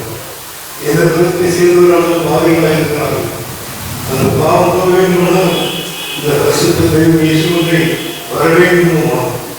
அவர் எழுப்பினால் இயேசுவின் பாவங்களுக்கெல்லாம் மன்னிப்பு தருவார். இதெல்லாம் அந்த சகோதரி என்றாலும் பார்க்கிறேன். பிரியமான சகோதர சகோதரிகளை, இங்கே வந்திருக்கிற உங்களுடைய அன்பான கட்டுப்பாடு, இங்கே வந்திருக்கிற யாராவது இன்னும் இயேசு கிறிஸ்துவை ஆண்டவராக ரட்சகராக ஏற்றுக்கொள்ளாமல் இருந்தால் உங்களுடைய அன்போடு படையோடு மேற்கொள்வார். எதிர்கால செய்யணும். நீங்கள் சாந்தாக்கா போயிருக்கிற பருவத்திற்கு, சாந்தாக்கா இன்னைக்கு பருவத்தில் இயேசுவின் வழியை அவர்கள் சந்தோஷமாக இருக்கிறார்கள். அந்த இடத்துக்கு நீங்கள் போக வேண்டுமானால், அங்கே சாந்தாக்கா பேச வேண்டுமானால் நீங்கள் ஆண்டவராக இயேசு கிறிஸ்துவை ஆண்டவராக ரட்சகராக ஏற்றுக்கொள்ள வேண்டும். அவர்களை நேசிக்கிறார். உங்களுடைய உதவி செய்வர்கள், உங்களுடைய அவசரத்தை வருகிறார், உங்களுடைய குடும்பத்தை பிரச்சனைகளெல்லாம் தீர்த்து உங்களுடைய குடும்பத்தை ஆசீர்வாதமாக இருந்து வருகிறார். உங்களுடைய எந்த தேவையோ அவரிடத்தில் கேட்டு வருகிறார். ஆண்டவராக இயேசு கிறிஸ்து வெகு சீக்கிரம் அவர் வாழ வைக்கிறார். இதற்காக யாரெல்லாம் இயேசு கேட்டு இயேசுக்காய் வாழ்ந்து கொடுத்தார்கள், அவர் எல்லாரையும் தந்தையோடு கூட பரலோகத்துக்கு அழைத்து செல்வதற்காக இயேசு அவர்களுக்கு தரப்படுகிறார். அவர் வரும் பொழுது நீங்கள் அனுபவிக்கிறீர்கள். சாந்தாக்காவை அவரோடு வருவதை சாந்தாக்கா இயேசுவோடு கூட அவர் இரண்டாவது வரும்போது அவரோடு கூட சாந்தாக்காவும் வருவார். நீங்கள் இயேசு ஏற்றுக்கிற தேவையில்லையானால் அவரை நீங்கள் உடனடியாய் பார்க்கலாம். தன்மையான சாதாரண பிள்ளைகளை நீங்கள் உங்களுடைய அம்மாவை மறுபடியும் பார்க்க வேண்டுமானால் நீங்கள் ஆண்டுடைய பிள்ளையாக இயேசுவின் பிள்ளையாக இருக்க வேண்டும். அப்படி இருந்தால் இயேசுவோடு கூட சாதாரணவும் கம்பீரமாக இறங்கி வருவார்கள். அவரை பார்த்து நாம் கண்ணோடு பார்த்து பூரிப்போம். அப்படி நாம் இயேசுவை ஏற்றுக்கொண்ட பிள்ளைகளாக இருந்தால் நம்மையும் அங்கிருந்து பரலோகத்திலிருந்து தாதாவையும் அது அவரை கூட அழைத்துக் கொண்ட பரிசுத்தவான்களையும் இயேசு அழைத்து வருகிறது. நாம் இயேசுவை ஏற்றுக்கொள்ளாக இருந்தால் நம்மை தாதாக்காவோடு சேர்ந்து நம்மையும் பரலோகத்தில் அழைத்து செல்வார்கள். அது ஒரு மகிமையான காட்சியாக இருக்கும். ஒரு கூட்டம் சந்தோஷத்தால் பூரிக்கும், இன்னொரு கூட்டம் துக்கப்பட்டு கண்ணீருக்கு கதறும். இப்படியெல்லாம் யாரெல்லாம் இயேசுவை ஏற்றுக்கொண்டு அவர் பிள்ளையாய் வந்தாலும் அவர் எல்லாரையும் இயேசு சாமி பரலோகத்துக்கு கொண்டு வருவார். யாரெல்லாம் இயேசுவை ஏற்றுக்கொள்ளவில்லையோ, யாரெல்லாம் இயேசுவை நம்பவில்லையோ, ஒரு பிள்ளையாய் யாருடையோ அவர்கள் கைவிடப்படுவார்.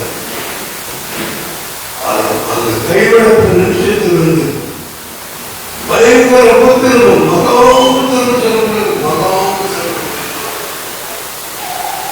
சிக்கினவர்களுடைய பாடுகளை விளக்கிட்டே முடியாது. அந்த பாடுகளை நீங்கள் சிக்கக்கூடாது. அவரோடு நீங்கள் பரலோகத்துக்கு வர வேண்டும். சாதாரணவை காண வேண்டும், தோழி காண வேண்டும் என்று இந்த ஆசிரியர்களுக்கு மாணவர்களை நாம் சிரிக்கிறவர்கள் எல்லாரும் கண்களை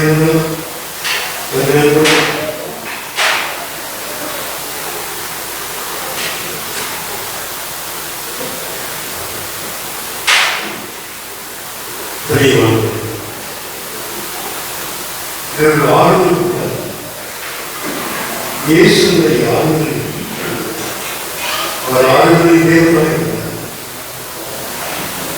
சாதாரண போன இடத்துக்கு நீங்கள் வர வேண்டும். இயேசுவின் அன்பாக அன்பாக அழைக்கிறார்.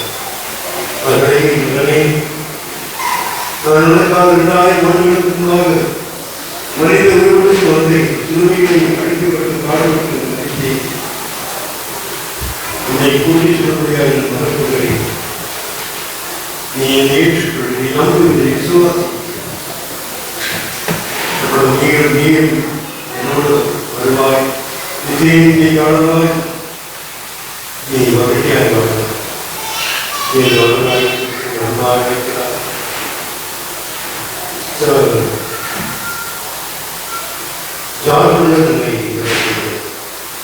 நம் கண்களை மூடி நாம் ஜெபிக்கலாம். கிருபை நிறைந்த நல்ல ஆண்டவரே, இந்த மாலை வேலைக்காக நாங்கள் உண்மை நன்றியோடு துதிக்கிறோம், உண்மை போற்றுகிறோம். கர்த்தாவே தெய்வமே, இவ்வளவு நேரமாய் நாங்கள் நம்முடைய வார்த்தைகளை கேட்டுக்கொண்டிருந்தோம். ராஜா,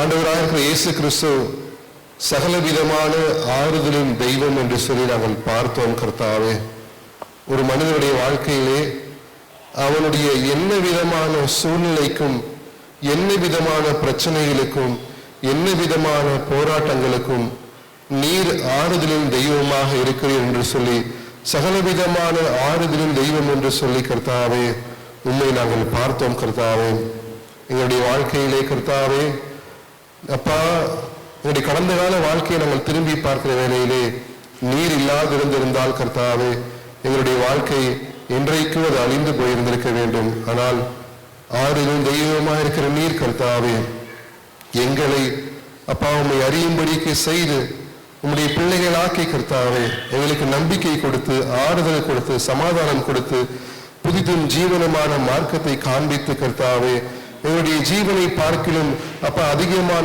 அப்பா நம்பிக்கை நீங்கள் கொடுத்திருக்கிறதற்காக நாங்கள் உண்மை நன்றியோடு மித்திருக்கிறோம். சுவாமி, அருமையான அப்பா சாந்தாக்கா அவர்களும் கர்த்தாவே அப்பா அவர்கள் உண்மை கண்டுகொண்டவர்களாக கர்த்தாவே தன்னுடைய மரணத்திற்கு முன்பதாகவே அப்பா தன்னுடைய மரணத்தை குறித்து தைரியமாய் பேசக்கூடிய நபராக அவர் இருந்தார்கள் என்று சொல்லி அவருடைய பிள்ளைகளின் வாயிலாக அவர் கேட்கிற போது கர்த்தாவே நீர் எத்தனை அருமையான தெய்வமாக உண்மை நம்புகிற பிள்ளைகளுடைய வாழ்க்கையிலே நீர் இருந்திருக்கிறீர் என்று சொல்லி அவங்களை கண்டு கர்த்தாவே நாங்கள் நன்றி செலுத்துகிறோம். கர்த்தாவே தெய்வமே, ராஜா, அருமையான சாந்தாக்கா அவர்களைப் போல கர்த்தாவே, தெய்வமே ராஜா, நாங்களும் உம்மை கண்டு கொண்டவர்களாக, கர்த்தாவே உம்மை நேசிக்கிறவர்களாக, உமக்கு எங்களுடைய வாழ்க்கையை ஒப்புவிக்கிறவர்களாக, உமக்காக எங்களுடைய கடைசி மூச்சு வரை நாங்கள் உழைக்கிறவர்களாக விளங்கத்தக்கதாக எங்களுக்கு அனுப்புறவன் பாராட்டுங்க கர்த்தாவே. வந்த ஒருவரையும் தேவரை பேர் பாறை ஆசீர்வதிங்க ராஜா. ஒரு முறை கூட கர்த்தாவே எங்களை நாங்கள் வெறுமையாய் தாழ்த்துகிறோம், தேவரை பொறுப்படுத்திக் கொள்வீராக. ஆண்டவர் இயேசு கிறிஸ்துவின் நாமத்தினாலே தாழ்மையோடு வேண்டி ஜெபிக்கிறோம் எங்கள் ஜீவனுள்ள நல்ல பிதாவே, ஆமென்.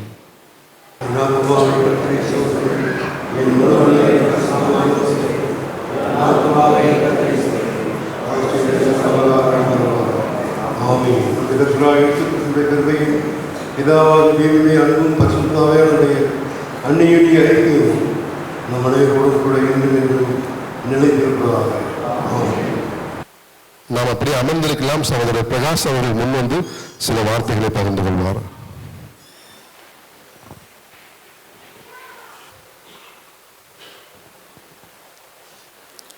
கர்த்தருடைய பரிசுத்த நாமத்துக்கு மகிமை உண்டாவதாக.